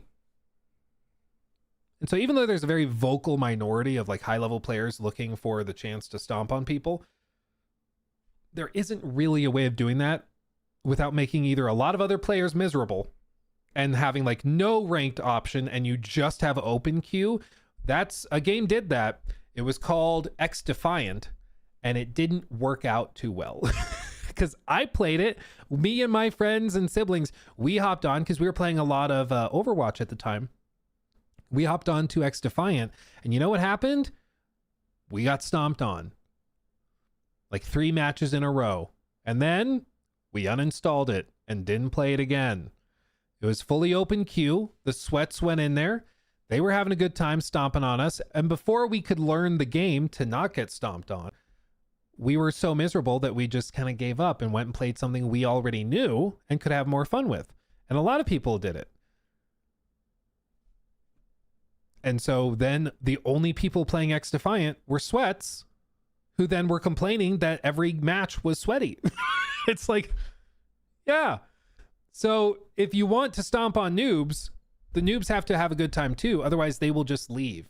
It's too competitive a marketplace anymore. So you have to have something that keeps them engaged, but they don't like getting stomped on. So you put the noobs together, but then the sweats are with the other sweats and they get stomped, or they're getting stomped occasionally by even higher level players, but they're at least competitive most matches. So I think the only fix is to put bots in there and lie to players. You know, put bots in there and be like, yeah, you guys are doing great. You guys are really good. Yeah, you do really good. You killed those robots. You did it. I think that's seriously the only way to fix it. But you can't tell players that they're playing against bots, otherwise they get upset. But they just want high kill count games. But they want it at the expense of other players, and that just doesn't work for the companies or for the other players. Like, it's not fair for them to get stomped on for somebody else to have fun, you know? So anyway, that's that. What? All 3 extended editions of Lord of the Rings trilogy will be re-released in theaters in January for the 20th anniversary. Okay, now this is news. Do we need to have like a fan meetup? Should we do that? Should we do like a fan meetup and all watch Lord of the Rings? That could be pretty freaking baller, dude. That'd be baller. It's a long meetup. It's a pretty freaking long meetup. But dude, that'd be fire. That'd be great. Yeah, that'd be fantastic. Can you imagine? Yeah, with or without you guys, I'm going. Yeah, this is fantastic. That'll be awesome. That'll be awesome. Okay. So I guess let's look at this last thing. They finally did it, lads. They finally did it. They've added third person to Avatar Frontiers of Pandora. You can now play as a blue alien space lizard monkey. And you can do it in third person. They finally did it. Lads and lasses. Yes, you're right. I'm sorry. What's interesting is that, of course, this was the game when it was originally revealed. Does anybody remember what everybody called it? Everybody called it Far Cry with Smurfs. And I mean, can't really blame them because it was just like blue Far Cry. It was just blue Far Cry. And it was pretty. It was fine, but like it was just blue Far Cry. And what's fascinating is this. So this game was made by Ubisoft Massive. Ubisoft Massive is the same studio that does like The Division, and they also would go on to do Star Wars Outlaws. But what's really, really funny is that this game came out, and after that, like less than a year after that, they released Star Wars Outlaws. And a lot of the people that worked on this moved immediately into Star Wars Outlaws, shipped that game, and now they're done and they're moving on to like Division 3 stuff. But this was a game, I think this and Star Wars, they were games that like the team was not super, I don't know if it was passion, I don't know what it was, but they just didn't really come together or click. And so when the games came out, Ubisoft actually assigned different creative directors and game directors to the projects to basically overhaul them and fix them. And so for Star Wars Outlaws, they added a new game director who went in and overhauled tons of the game, redid all of the like stealth mechanics and stealth stuff, a bunch of the AI stuff. There were things where like in Star Wars Outlaws, if you had a weapon, you would think I can just put it on my back and climb up and down a ladder. You could not do that. In Star Wars Outlaws, what this Na'vi just did climbing up that outside container would cause K to drop the weapon, and you'd have to pick up a new one up top. You couldn't carry it with you, which is just stupid. And so what they did is they overhauled it. They fixed that. They added it back in, and a bunch of the other things, because there were so many aspects of Star Wars Outlaws and Avatar where the design choices were just weird. Having an Avatar game but going first person is just kind of a weird choice. Why? You're playing as a Na'vi. Why are you playing in first person? Like, you should be able to see how tall the characters are, how they move through the environment. Like, you'd think that this would just be the layup. And it was a common complaint about the game when it was revealed, was that it was first person. But they refused. They kept it first person, and you know, that's just what it was. But they've actually gone now, I think we're like 2 years after launch, basically. And they've gone and added it to the game, so you can now play the game in third person, in preparation for the second movie, of course. And you know, props to them, because I would have thought they would just abandon it, but they've gone back and added it. I haven't played it since whatever it, like right around when it came out. But props to them for actually going back in and adding something that a lot of people wanted. And it seems like a pretty solid execution as far as I can tell. I mean, of course, cutscenes, when you engage with characters and NPCs, it still plays out in first person. They can't really change that. But third movie. You're right. Third movie. They're on the third one. Technically. It's weird. It's a blur, dude. Avatar is such a weird thing to me. Like, I've always said, I was like, you know, you do a Star Wars game, Star Wars fans will probably show up. You know, like you do a Harry Potter game, Harry Potter fans will show up. I genuinely don't know if there are any Avatar fans in that same way. Like, are there Avatar fans who will come out of the woodwork to play an Avatar game? Like, I didn't see them. I also don't really know how this game performed financially over the last like year or two. I think at first it didn't do too hot, but maybe now it's doing better. I don't know. I don't know Avatar adults. I know Star Wars adults who are really into Star Wars. I don't know Avatar adults. I don't think I've ever met one, but who knows? Either way, The movies make billions though. Yeah, but they also cost billions. That's the tricky thing is they may make a billion, but they cost about $1 billion. So they're not actually very profitable movies as far as I understand it. Like they're big games or they're big movies that people talk about at least, but I don't think they're actually that profitable because they're so freaking expensive. Never seen an Avatar movie. Unless you're seeing them in the theaters, there's not really much point, frankly. Like I've never met somebody who's like, oh, it's a Saturday night, I'm going to go watch Avatar. Like I've never met somebody who does that. I've never heard of somebody doing it. It's like, yeah, I'll watch the movie when it comes to theaters and then never again. Young Gru, we found one. We found one. There you go. Avatar feels like their Avatar franchise feels like Sony's Horizon. Just consume. That's a funny comparison. That's interesting. That's funny. Bought it for third person. Hopefully it was good. Yeah, it's like I said, I think it's just like it's good. Like it has some really beautiful environments. It has a pretty decent story. The gameplay is solid enough. It's not a masterpiece. It's not perfect by any stretch of the imagination. But as far as video games are concerned, there's a big gap between like good and perfect, and then also like, you know, never touch it again. And I think if you're passively interested in Avatar, you can have a lot of fun playing the Avatar game. I think it's certainly the best Avatar game there's ever been. But whether or not you're that interested in Avatar, I think is the deciding factor. And, you know, I'm personally not super into Avatar, but there you go. I'll go see the movie, but I'm not like buying the Blu-ray, you know? Not buying the Blu-ray. When is this out? I'm hoping it'll just tell us. Because I think it's out now. Oh, is it 2024's? I don't know, man. When did it launch? I don't even know.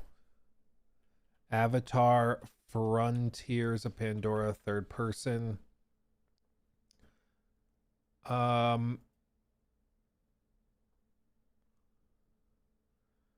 think available tomorrow, December 5th. Today. Launch today. Boom. Today. There you go. There you go. Let's see. I've hyper analyzed the intergalactic trailer, says Traver 2 Magnus. Thank you for the 5. And notice that Jordan's sword model is VLT67. Do you think Naughty Dog will change it after the 6-7 meme? I don't think they would change it. And I pray to God they don't add a reference to 6-7 with that. But time will tell. Time will tell. But I don't think they would change it. I don't think that meme has made like the numbers 6 and 7 like unusable. I think that's a very niche thing. Maybe among middle schoolers, but I think for most adults they can just go, eh. Okay. Well, fam, I'm going to go take Doggy on a walk. Okay, so we're going to call it there. I'll be back on Monday rocking, actually, maybe not Monday. Tuesday, probably. I will be back soon, though, with streams. I have something exciting I'm doing on Monday that I may be able to post teasers and stuff of, so stay tuned for that. But we have something kind of exciting that we've been working on for months in the background that I will be able to share about very soon. Okay. Something exciting that will happen in early January.